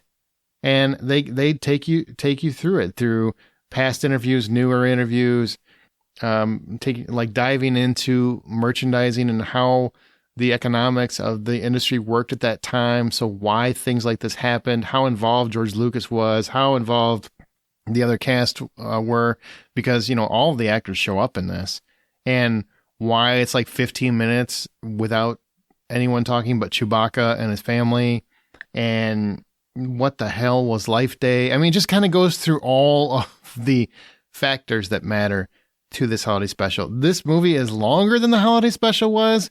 It's more entertaining than the holiday special ever was. It is a great documentary on a really horrible fucking special that I'm still mad that our Patreon supporters made us watch. Well, alrighty then. And also kind of delighted because we had a great time talking about it. But on the same token, my God, was it awful. But this movie is good. I give it a 7 out of 10. Awesome. All right. Swarm. That's a TV show. Prime, March 17th. That is out now. So it's already out. And the description is murder, sex, music. That's it. And it stars Dominique Fishback, Chloe Bailey, and Damson Idris. So what is Swarm? What the hell is Swarm? I've heard a lot of chatter online about it. Yeah. Well, and all of the South by Southwest shuttles were covered in Swarm. They were swarmed posters, with Swarm, essentially. you might say? They were swarmed with Swarm. So essentially, we have a young-ish character who is obsessed with this artist. Obsessed. can barely afford to pay the bills, right? Lives with her sister. Her sister's, got a boyfriend. Boyfriend's a little creepy and weird. Seems like he wants to have sex with the younger sister. Creepy and weird. But she seems legal age and all that. But this obsession goes so far to the point where she's like, I'm gonna just put this on a credit card. And these tickets are hella expensive. We've all been there, right? Ticketmaster, right? Because of your fees. Thank you. And so what she's trying to do, is not only is she obsessed with this artist and she wants to go see them, but she wants to take her sister for her birthday. And her sister has a conflict. The boyfriend wants to take her on a trip. And so she's going to choose the boyfriend and his trip. She thinks it'll be special. And so this kind of unraveling of this character who is kind of shy and reserved, doesn't seem to have too much confrontation, but when she wants to say no to something, she's at least able to say no by just walking away and being quiet. And it's really funny the way that Dominique handles her character. But it goes really freaking off the wall. When they say there's murder, there is murder. There is gory, wild murder that you don't expect. I don't really want to give you much more, but this is a very dark horror television show that is not made for audiences who, I don't know, are sensitive, I guess, because it's going to go in some really crazy directions. And what you realize is this character has a very deep obsession with certain things. And when a pivotal life event occurs for her, she spirals out of control. And it's what's happening from there. I really enjoyed it. I've seen really good reviews from others in our Facebook group community who've really enjoyed the show since it's come out. So I would highly recommend you check it out. Even though Donald Glover's name is attached to it, which sadly he did not come to South by Southwest, but he had a very funny video. Mm-hmm. He essentially did a cameo where he read his thoughts that were supposed to be very meaningful and impactful about the show, and he read it off of a list as though it was provided to him. So it was very entertaining. That's funny. But so what do you give it? Really, the showrunner, the leader here is Janine Neighbors. She does a great job. I give it 7. Excellent. I gotta check that out. I've got so much to watch still. Well, you saw It Lives Inside already, which was directed by Bishal Duda. And it is an Indian American teenager struggling with her cultural identity, has a falling out with her former best friend, and in the process, unwittingly releases a demonic entity that grows stronger by feeding on her loneliness. This cast, that's such a hilarious synopsis to me. The cast is Megan Suri, Nero Bajwa, and some other individuals on the cast list there. Talk to us about this demonic entity that feeds on loneliness. And good thing we didn't have that during COVID. Yeah. Well, it's funny. The horror elements of this, I don't find really that interesting. It's good, but there's nothing really dramatically different about it. It's pretty much, you've seen this before. It's really the cultural differences that I found fascinating because I don't know much about Indian culture, and they're really kind of going into this teenager who kind of is casting her Indian heritage aside because she wants to be more focused on being an American. And then this demon starts kind of getting into her life when she starts being more isolated. And it's just a fascinating, it's using horror to kind of break down the differences in culture between a young girl who's really she's trying too hard to fit in and ignoring who she is, her family roots. She really doesn't want to pay much mind to that. And this demon is really taking advantage of that. So that's the movie in a nutshell. I really like the more personal elements of the film, more so than the horror elements, but it's still an interesting horror dynamic. And it really kind of has a mother-daughter arc to it that I think works pretty well. So I give it $6. It's not anything terribly original. I find it interesting. All right. Okay. Now the next one. Okay. This was fun. It was directed and co-written This was by fun. the Game Night Boys, Jonathan Goldstein and John Francis Daley. Stars Mr. Chris Pine, who wears sunglasses inside for no reason, Michelle Rodriguez, Regé Jean Page, Justice Smith, Sophia Lillis, and of course, Mr. Hugh Grant. It's Dungeons and Dragons: Honor Among Thieves. A charming thief and a band of unlikely adventurers undertake an epic heist to retrieve a lost relic, but things go dangerously awry when they run afoul of the wrong peeps. Thing is, you love Dungeons and Dragons, the game. You play it all the time. I have no interest whatsoever in it, even though I have played it. I know what it is. I just don't care. So this is a movie that technically is trying to appeal to both of us, and it did. Surprisingly, it did. Mm-hmm. The trailers, I remember when the trailers came out, and I thought, well, this looks good, but also kind of cheesy. Are these jokes a little lame for this property? I don't know.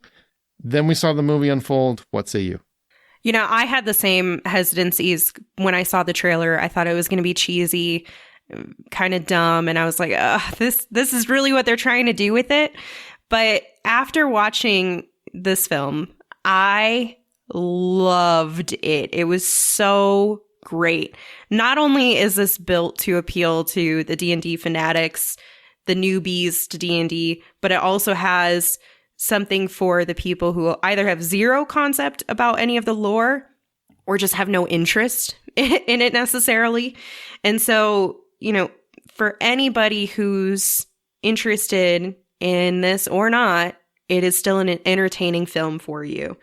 They really get into, you know, helping you understand, and the actors do such a great job of what these characters, I don't know, traits are essentially, so you can really understand who they're supposed to be and how they're supposed to operate. And so, for example, when you have somebody like Chris Pine who's playing a bard, you realize, oh, okay, this is a guy who plays a 3-stringed instrument. He's very entertaining. He's very energetic. He has great charisma. And he exudes that through his performance. And every single person does that as well. And they have all the creatures and the features and the monsters, the traps, the things that you want to see as a D&D fan. Those fan favorites are here. And it is fun as hell. Fun as hell. So fun as hell? Fun as hell, man. Well, I got to say, I mean, I didn't catch a lot of the in-jokes and the in-references and all that stuff. I don't know. I couldn't tell you anything about the game. I played it a couple of times with friends. It's actually kind of fun. I don't have the investment in it. I always feel like I'm out on a limb when I try to play.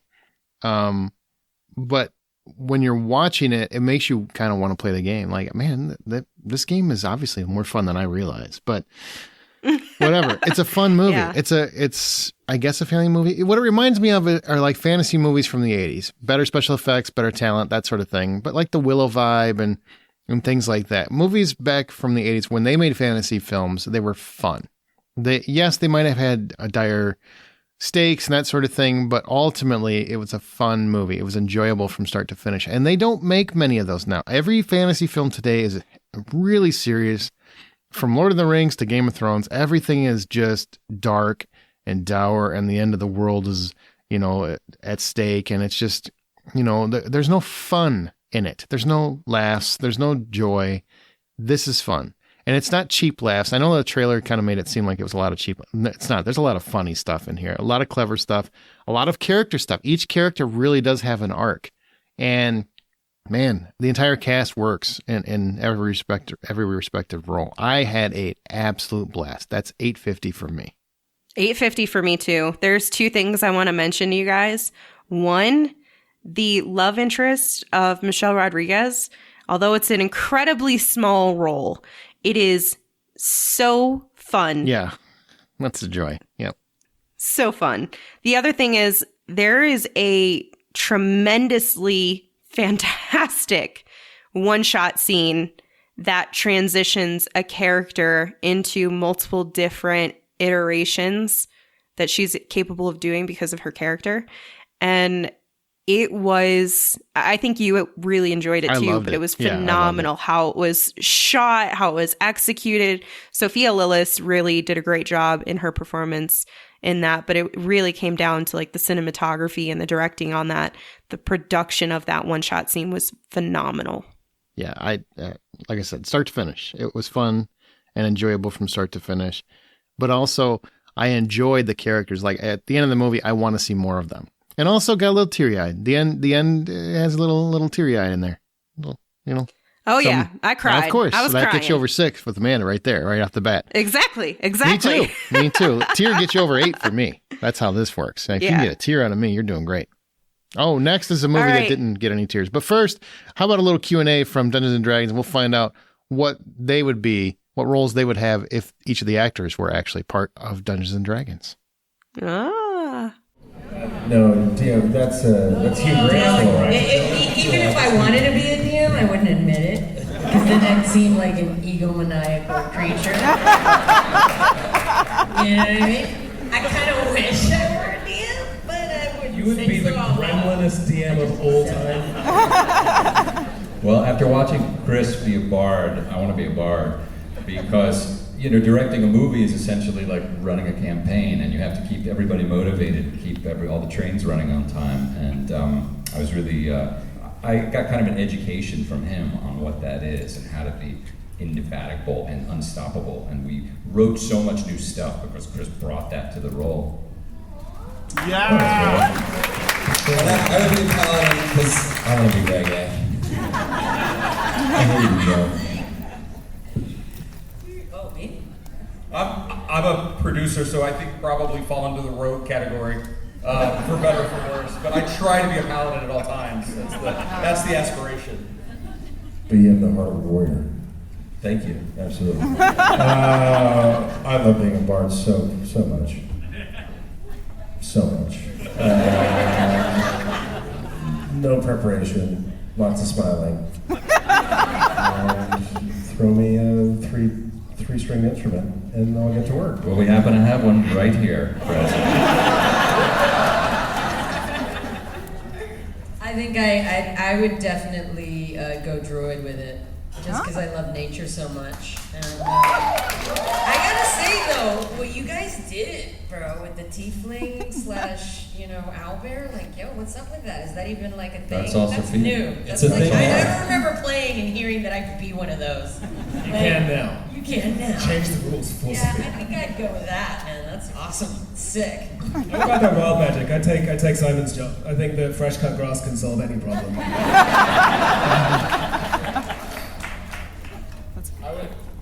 I would also be myself. Isn't that what it's all about? I would be probably a cleric, because that's one thing that definitely this group lacked. I'll take that role. I think I'd be a druid too. I think the possibilities are endless. Sophia did it pretty bloody well. So. Right, so Claudette can DM. Claudette can DM then, since you don't have a DM. Yeah, I'll have to learn more about it. This has definitely inspired me to finally join my friends who've asked me for many years. So I appreciate their inspiration. All right, we're on to Chronicles of a Wandering Saint. This was directed and written by Thomas Gomez Bastillo. And in a tiny rural village in Argentina, Rita Lopez, a pious yet insatiably competitive woman, discovers that staging a miracle could be her ticket to sainthood. This stars Monica Villa as, I presume, the Rita Lopez. Talk to us a little bit about Chronicles of a Wandering Saint. I'll be brief here because I did not enjoy this film. The concept is really great. The performances are well done. I love the idea of someone basically taking advantage of the possibility of miracles and totally could see the real world doing it, especially someone who's kind of led a small life. And now suddenly this would give them a greater existence to many people, right? It puts you on the top of shoulders as opposed to cleaning up after them. And that's really what the movie's about. It's just incredibly slow. It's incredibly slow paced. It takes forever to get moving and gain momentum, and that pacing really makes it hard for me to stay with it. But again, I mean, I love the concept and the performances were strong. It's a very leisurely paced film that did not work for me overall. So I give it 450. Now, we went and saw, it's actually a sequel to a movie neither one of us had seen the original to. So the funny thing is... Yeah, that's interesting, right? And I don't think it really mattered. I mean, I feel like they give you a recap at the beginning. We got the gist of it. Okay. Mm-hmm. It's called The Wrath of Becky. It's a sequel to Becky. And it has Lulu Wilson and Seann William Scott and Matt Angel. And after living off the grid for 2 years, Becky finds herself going toe-to-toe against Daryl, the leader of a fascist organization on the eve of an organized attack. So, talk to me about The Wrath of Becky. Since you didn't see it, I think I enjoyed it about as much as you did. So tell me what you thought of writer-director Matt Angel's return to Becky, which we didn't really know was a return. So Wrath of Becky was fun. It was bloody. It had, I don't want to say necessarily an interesting story. That might not be the right words to use there, but I appreciated how we got this character from point A to point B, from 0 to 100. It's a revenge story. And yeah, it is. And this definitely appeals to me. I love that. One of my favorite like subgenres is female revenge films. I just love them. And I really enjoyed this. I did think that it needed a little bit more impact in the climax towards the end of the film. Could have hit it a little bit stronger, a little bit harder. The movie concluded and I was like, oh, yep, that's the end of it. Yep, about the same. So that, just for that reason, it really kind of took it down for me. And my score is 550. My score is 5. It's enjoyable enough, though. And I like Lulu Wilson. I think she was great. She absolutely was. Raging Grace, that was an audience favorite from South by Southwest. I believe it won an audience award. A bold coming-of-age story where Joy, a Filipino immigrant, and her daughter Grace encounter a darkness that threatens all they have worked for. Stars Maxine Eigenman, Leanne Best, David Heyman, and was written and directed by Pans Zarsilla. So, why are people raving about Raging Grace? I don't know if I'm the right person to ask that question to. Let me say this. I really liked the movie. I don't know. There are others that I think I would have probably put up there for an award over Raging Grace, but I did like it. It had She's very angry because it's a coming of rage story, right? You're funny. I don't know. This is not really what I would consider a coming of age story. So it's just kind of clever synopsis writing. But essentially, we have this woman, this mother, who is now going to be a live-in housekeeper, and she sneaks her daughter in, and she's caring for this man who has cancer, who's not been conscious, really. I mean, he's not been alert in quite a while. And so his aunt is the one who's kind of leading the household and paying this woman. And there's some discrepancies, some questions about, is this aunt keeping this man sick, or is he actually sick, and how are they going to respond to that? And of course, when you throw a little kid into the mix, they always screw shit up. And so things go really off the rails. What I think is fantastic about this film is its execution of score in really impactful moments. The production overall was really well done, and it did have an interesting story, but it also is not incredibly unique in many ways. So for that reason, I give it 650. I did like it. You should check it out if it comes to you, near you. I think it'll probably get some sort of distribution somehow with the awards it won, but... Well, I definitely want to see it because they called it a coming of rage story. That's enough for me to check it out. Yeah, there's some cool moments in it. Well, I hope there's some ragey moments because it's called Raging Grace and it's a coming of rage story. There better be some rage, is what I'm saying. The Artifice Girl is directed and written by Franklin Rick, And it is about 3 special agents who develop a bold new computer program to catch online predators, but its rapid advancement poses unexpected challenges. And it stars Tatum Matthews, Cinda Nichols, and Franklin Rich is in it also, the director. Franklin Rich. Rich. Artifice Girl is one we both really wanted to check out. You got the opportunity to see it. Did it live up to hopes and expectations? Yeah, and I didn't know what to expect because I really didn't know much about it except I liked the synopsis. It had that Ex Machina vibe, and I'm a big fan of Ex Machina, Alex Garland's Ex Machina, which also debuted at South by Southwest. This was an interesting film. I really enjoyed it. It's much more of a thinker and also a very small film. It's basically broken into 3 acts, and each act is a different moment in time. And it's really like 3 or 4 people in a room talking. And I don't want to give anything away because it's really an experience film. You got to go through it to kind of get where they're going with it. But the idea, I'll give you the central concept. So someone develops an advanced AI that will help them trap predators, online predators.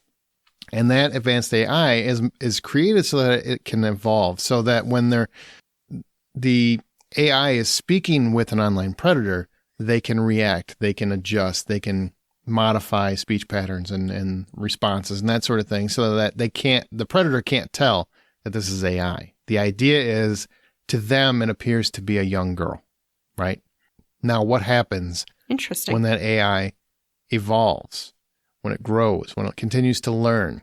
How does that affect the people that are using it, the program itself?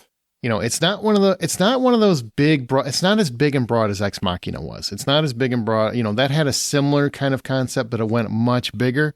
This is a much smaller construct and really looking at, can AI feel? Can AI adapt to feelings? Can it really pass the Turing test? And I thought it was an incredibly complex and engaging film that you will leave and want to talk to people about. And to me, that's always a high bar and one very few films ever get to. So I give it $7. It's definitely worth checking out, The Artifice Girl, which it is getting distribution sometime this year. Now, you and I both saw Furies, about a mysterious woman who trains a trio of girls to take revenge on a criminal gang that abuses females. The 3 lady warriors risk everything to challenge this corrupt empire before finally learning that their cause is not what they believed it to be. And it has quite the cast. It's directed by Veronica Nyo, and I want to say, Furies. It's basically John Wick with 3 ladies. Yep. That's about it. You love revenge films. I think we both felt about the same on this one.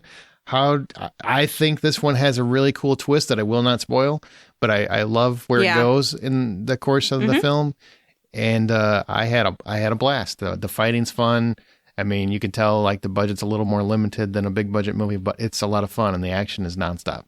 Yeah, and the choreography of the action is really great too. So it doesn't feel like a low budget film by any means. In terms of that, the cast is really well rounded. Really, really, really liked the 3 girls and their chemistry. It's like Charlie's Angels with ass kicking.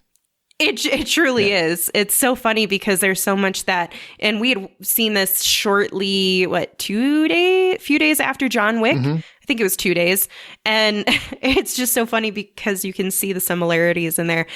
But it's definitely made for, I shouldn't say it's made for women. It has an appeal for women, for a female audience to connect to. So I definitely resonated with it. I thought it was fun and action-packed, and it is subtitled, but don't let that dissuade you from seeing it. You really should check it out if you get the opportunity. I personally usually avoid subtitle films. This didn't bother me at all. And each of the characters has a unique personality, which is nice because they didn't feel like cardboard cutouts. Good film. Okay. Pure O. Amanda, you saw this. I did not see this. Young screenwriter, musician grapples with Pure O, a lesser-known form of OCD, while juggling his recent engagement and his day job at a high-end Malibu drug rehab.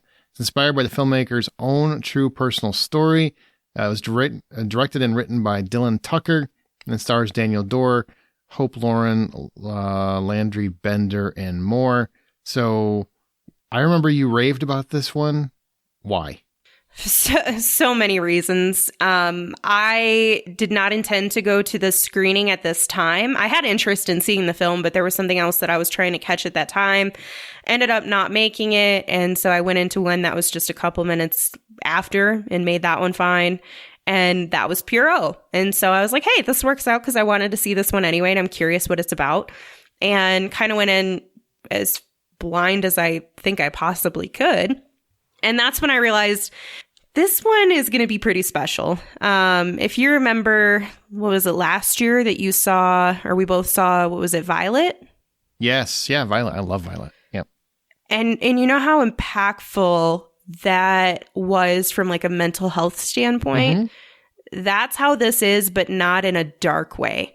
Like there's so much that you can relate to, or I could relate to, I should only speak for myself, not every audience member, that I could relate to. And I was like, wow, this is really interesting because you normally don't see this. Not only are you understanding this man's struggles, while he has, from the most part, a pretty normal, healthy, standard life, you know, he doesn't have incredibly, problematic scenarios occurring. But he has this mental health disorder. He's also a rehabilitation counselor, an addiction counselor. And so he's not unfamiliar with understanding diseases and how they affect the brain.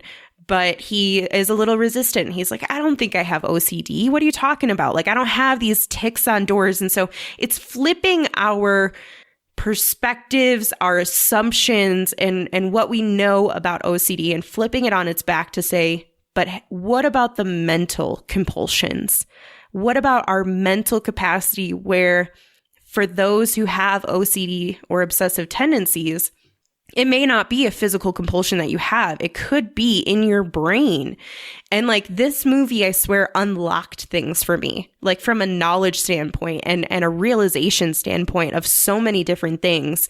And beyond that, they also show the journey of him going through therapy and like recovering through this and recovering through suicidal thoughts. And they handle that so perfectly. I was so impressed with how they handled that, with it not being so incredibly dark that it triggers someone or, it's too much or too heavy. They managed to make it funny and kind of give you hope at the end of the day. And there was just so much about this movie that worked on top of the amazing cast, who did a phenomenal job. And we have a real life couple playing the couple in this story. And I think that definitely helped with us buying into that story. But tremendous film. I highly, highly, highly recommend you check it out if you get the opportunity to. Okay. And that's Pure O. And also, Amanda also saw With Love in a Major Organ. And then we've got one more after that. Evil Dead Rise is after that. So hang tight. But With Love in a Major Organ, in a world, this description goes on, so just breathe. In a world where everyone's heart is an object and there's a strong societal pressure to dampen emotion, lonely virtual insurance broker Annabelle always follows her heart. At odds with this overly pragmatic society, and after a series of devastating emotional blows, she rips her heart from her chest and gives it to a man she's fallen for, the strangely unfeeling George. Unburdened by her unique yet cumbersome heart, Annabelle finds life easier. George, on the other hand, begins to feel everything to the shock of his overbearing mother, Mona. Annabelle soon realizes she needs to get her heart back if she's going to survive. It's directed by Kim Albright and stars Adam McGuire and others. And I gotta ask, does she literally rip her heart from her chest? So this is a very artsy film. There's so much art ingrained in it. She does literally rip her heart out. So this is a world where your heart, listen, Linda, listen. This is a world where your heart is made out of like an inanimate object. But it's also an object that it's like something that you could find in your home, like a lamp, or it could also be something like a crab or, a creature like a turtle or something. So everybody has their own unique, quote unquote, heart. Don't think of it as a traditional heart, but it's something that keeps you together and you need it to survive. And so when she observes a man literally ripping his heart out from his chest, and there's kind of like a glowing sensation to it and all that good stuff, and he throws it in the river, and he goes from crying, sobbing to being completely numb, and it's just the most bizarre thing she's seen. So when she endures pain and heartbreak, she said, screw it. I'm not doing this. I saw that I can get rid of this. The problem is, in this world, you still need your heart to survive. And so while this is very artsy and animated in that capacity, it still is teaching you such a great lesson about the emotional vulnerability and the courage that it takes to be an emotionally vulnerable person, the courage it takes to not keep yourself walled off, to not numb yourself out to pain and to other feelings of joy and happiness and things like that. And that if you do numb out the bad things, you're also numbing out the good things. And this was actually originally a play that was developed for this film, translated into it. And they made adjustments where they have like an app integrated where your whole life is basically programmed and ran by this AI technology. There's so much AI in South by Southwest in 2023. But essentially, it knows you better than you know yourself, and people let that run their life. So it's interesting. It has conversations about our real life societal place, but it has this one analogy in the beginning which broke my heart into pieces. And I just want to share that super briefly. She talks about how a piece of yarn is like your heart. And what her mom taught her is as she would walk through the forest, it would catch and snag on trees, on people. And even though you would continue moving along, you'd always have that snag on that tree, and then the next tree and the next tree. And so it really is talking about like the emotional, humanistic, I don't know, our capacity for love and what that does to us and the impact of that. I really liked it. So that is one that I will give 550 to. It's a little too artsy for my liking, but I love the message behind it. Okay, now take us to Evil Dead Rise. Finally. Let's take it out. Evil Dead Rise tells a twisted tale of two estranged sisters played by Lily Sullivan and Alyssa Sutherland. And these two sisters have a reunion that's cut short by the rise of flesh-possessing demons, thrusting them into a primal battle for survival as they face the most nightmarish version of family imaginable. Directed and written by Lee Cronin.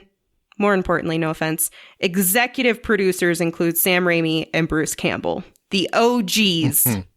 Aaron, we love Evil Dead as a franchise. I do. Yep. You love Evil Dead. You love Sam Raimi. You love Bruce Campbell. Did you have to change your pants? No, I didn't have to change my pants, but this continues the franchise's perfect record as far as I'm concerned. They haven't made a bad film in this franchise, and I'm including the TV show in that. Like, it's just all around good. Director Lee Cronin finally takes the franchise out of the cabin in the woods. You know, I'm not counting the show in this. In terms of the features, they're always the cabin in the woods or the medieval times, whatever. But here they're out of it. They're actually going down to Midtown. They're in an apartment complex. This family's being evicted. And of course, somebody, you know, I agree the circumstances are a little wonky in terms of how they get to the book. But they get to the Book of the Dead. The Necronomicon is there. If people that don't know, that book is basically wrapped in human flesh, written in blood, and if you read from it, you're going to awaken the evil dead who essentially possess you and make all of your loved ones do horrible things to themselves and to you. And there's lots of that, including you're never going to not give your cheese grater some side eye after this movie. So it's a very intense, visceral film. I liked that they really made it about a family and that they had some kids in here. None of the kids are safe either. Like, nobody's safe. You don't know who's going to lose a limb, who's going to get mauled, who's going to get just carved up. There's blood everywhere. There's a freaking homage to The Shining. I could have done without that, but I also don't like The Shining. Apparently Bruce Campbell is hidden somewhere in here. I did not see him, so I got to watch this movie again and again and again until I can find him. And the performances from Alyssa Sutherland and Lily Sullivan are what really carry the movie. Ellie's kind of forced to confront her demons early on, so to speak, and I think Sutherland gives possibly the best take on a deadite since Bruce Campbell got into a pissy match with his own hand. I really love her take on that. And Sullivan also has a lot of strong aspects to her performance that really just do wonders in the film. Like those two were so good. They really they were here to play. And lots of practical effects. Oh, I love the practical effects. And if you do them well in a horror movie, awesome. You can also use digital and it blends seamlessly. It's when the over-reliance on digital effects never works. This has a nice blending. Yeah, it was so much ridiculous fun. There were so many elements that tie back to the original that remind you of, the specifics. I think there are a couple things that were a little loosey-goosey in terms of plot points, how we got to certain things. I really, really enjoyed our lead ladies here, Lily and Alyssa. They knocked it out of the park. I will probably never forget her face when she says, "Mommy's with the maggots now." But there were so many really wonderful moments, and I love the way the film wraps up. So I did enjoy it. Nothing will top the original, but this was still a really fun film. Yeah, and all the tones are kind of different with the Evil Dead movies. This is kind of the last remake was more of the tone of the first Evil Dead, where it was straight horror, grim and dire. This one is really a good vibe of Evil Dead 2, which is a nice horror comedy mix. There's a lot of jokes in here. And, Mommy's with the maggots now. She also has a lot of just humor in how she approaches the deadite. So I'm telling you, she's great. Her and Bruce Campbell should do a deadite duo movie, as far as I'm concerned. Yeah, hell yeah. I'd love it. So what do you give it? If $10 is the full price of admission, what do you give Evil Dead Rise? 8 out of 10. Okay, I give it $7.50. This is a top-notch take on Evil Dead, and we're gonna cut to the moment that's probably infamous at this point. But during the Q&A panel for Evil Dead Rise, there was a heckler that was some people thought it was rigged or something. It was not. Like a stunt. Yeah, it was not a stunt. This man was drunk, passed out. Even before they started the panel, his feet were literally dangling over the edge because he was on a balcony seating and he was passed out. And they called him out because they were laughing at him before they really started the panel. Like, haha, this drunk dude's just chilling. And so that's when the theater staff approached him. This was not an elaborate plan to get Bruce Campbell to yell at on Variety. The man has a wonderful reputation. I don't think he needed this. No, but he also is one of... Sure as hell, I'm glad he did. He's one of the best. And I was telling Amanda, because you hadn't seen him in person before, right? Yeah. No, I was so excited and I told her before we got there, I'm like, look, there's nobody that will chastise his own fans better than Bruce Campbell. He just has a way of... He can make fun of you or he can chastise you, and he can just own the room. There's just something about him where he knows how to work a room like that. He's very sardonic and that sort of thing. And this guy, of course, got mad because he was just being asked to leave the theater, and he shouted that this movie fucking sucks. And Bruce Campbell shot him down. He's giving him deuce middle fingers and dual middle fingers and telling him to shut the fuck up. And you're going to hear that. So enjoy this gem, because I'm also going to leave part of it in where you hear how awkward it was, so it wasn't a stunt, because the whole Q&A was turning bad. It really got uncomfortable. And then Bruce Campbell, like he has done in many of the Evil Dead films, he saved the day. Were they properly prepared for how much intense physical activity was going to be in this production? Fuck no. Fuck no. I read the script. I knew what was coming. They were sitting around all day, just no, they worked their ass off. Yeah, they fucking worked their ass off. No, I mean, I saw 20 pages of covered in blood, which ended up being a month covered in blood. The most sticky, icky, disgusting. 6-month-old. In the end, because it was COVID, we ran out of blood in New Zealand because they couldn't import it. So that batch that you saw in the elevator that was 6 months old, they'd be like, Lil, this'll do, yeah? By the end of the shoot. So I had like old stanky brew, not like a fine wine. It was, yeah. Yeah, you recycle that shit, it's expensive. You recycle that shit. Yeah, I mean, I don't know, nothing prepared. I mean, you were prepared, I was not prepared. Okay. Yeah, but I come from the world of fashion where they do like even more fucked up shit to you, so this was a great. Yeah, we have a union as actors. What's your name? I get to clock out. Was there anything in the script that you read and you're like, well, surely this is going to get rewritten? Like, he can't pull this off. We're not going to do this. There's one line, which is my favorite line of the movie, which I know we talked about and you weren't sure, and I was like, just do it, it'll be great. And you trusted me and I appreciate that, which is the titty-sucking parasites line. we got to get that on a t-shirt, right? That's her face, that line on a t-shirt. Oh, that's going to happen. But technically, no, like, one of the great things about working with the guys is their wealth of experience making horror movies. And if anything, they were always pushing for more. There was never any sense of, hey, peel back. And I think in making an Evil Dead movie, you have to put it right into fifth gear, like immediately. First to fifth and kind of go. So there's nothing we really cut out aggressively. I can't remember anyway.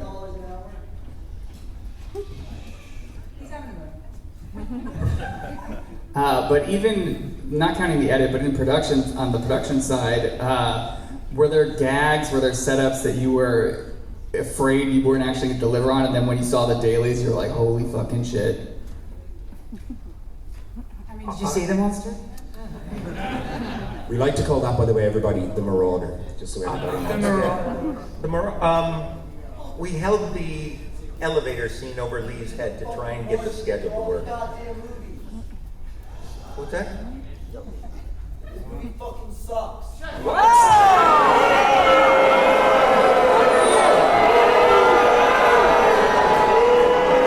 storming out. He's storming like in the 70s. I think that means we made it. He's gone, everyone, he's gone.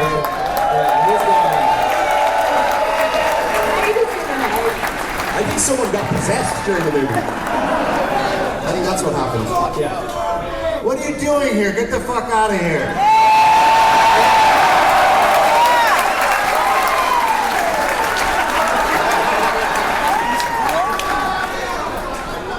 Don't talk to Bruce like that! Keep Austin weird, right? There was no alcohol involved in that whatsoever. I don't get it. He waited all the way through the credits.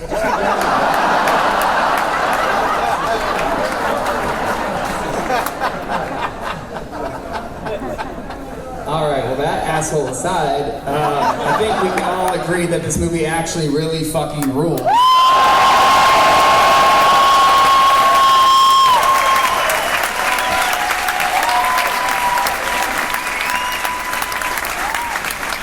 All right, Amanda, that is Jesus. That's a lot. We're done. We are done. No more movies. We're done. I don't want to watch anything for a while. Goodbye. Yeah. Well, we've got a couple of awards, so we're gonna just go through these quick, okay? We're gonna give our own South by Southwest awards. We do this in every time we do one of these episodes. So I'm just gonna go through just your quick hit, right? So don't go too complicated. Most unique film you saw? With Love in a Major Organ. That's one where she rips her heart out of her chest. Okay. Super unique. That's super unique. Self-Reliance, I think, was my most unique. It was just kind of a cool idea, you know. Best new to you director. Doesn't even have to be a new director, just new to you. I went with Paris Zarcilla, who did Raging Grace. I love the production of that film and the direction. Thought it was great. And I will also add to you, and I mentioned this to you, Aaron, and this is super quick. This director didn't just wait for the Q&A. Normally they'll just go and stand in the front. This director went and greeted every single person that walked out of that theater and told them, thank you for coming to see my movie. That was the most phenomenal thing I've ever seen. Respect. You got my respect. Tons. Best New to Me director was Talk to Me directors Danny and Michael Filippo. It was a cool concept, and they really worked the horror angle and really, really showcased that how dumb people are, because they would totally do this. Best overall performance from any film. I'm going with a television. That's fine. Actually, That's fine. Swarm, Dominique Fishback. That good, huh? Phenomenal performance. That shit had me tweaking. I was like, what is going on here? All She right. is so good. She is so I gotta good. check this out. It's on Prime, right? Swarm? It's on Prime? Yeah, yeah. I'll check it out this weekend. Mine is Sophie Wilde from Talk to Me. You know, I mentioned it earlier. She hits every gamut of emotion. She's all over the place. You don't know whether to love her or hate her, and that's a lot of what makes that movie work. And her performance just captivated me. I remembered it throughout the entire festival. And that's saying something, because that was one of the first movies I saw. Film you heard get the most buzz but didn't get to see. I will tell you Raging Grace. I didn't get to see that, but I heard a ton about it. Mine was a toss-up. I really wanted to see Parachute, which was Brittany Snow's new film that came out. And then I Used to Be Funny, which had Rachel Sennott, who was in Bottoms that we talked about earlier, the Fight Club girl movie. And I heard I Used to Be Funny was phenomenal, but I just did not get a chance to see it, and I'm sad. All right. Favorite all-around film, and we're going to break it into popular and indie, just so both get their due. What is your favorite popular film of the festival that you saw? Favorite is going to be Dungeons & Dragons Honor Among Thieves. And I mean that by like mainstream headliner, that sort of thing. Mm-hmm. Okay. Yeah. Mine's John Wick Chapter 4, because damn. Of course. Yeah. I was kind of bummed Evil Dead Rise didn't make our top for either one of us, but Dungeons & Dragons was it was so entertaining to me, and it was something I was looking forward to more than Evil Dead Rise. So. All right. Festival film. Indie. More indie. Puro.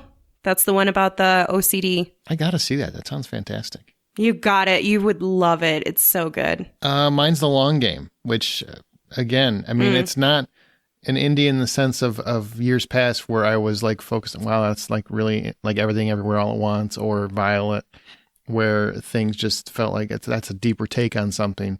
This is a pretty, I won't say by the numbers, but a pretty by the numbers take on a sports movie and overcoming odds. I just think they handled it beautifully, and it was really well done. And it's a story I haven't seen told.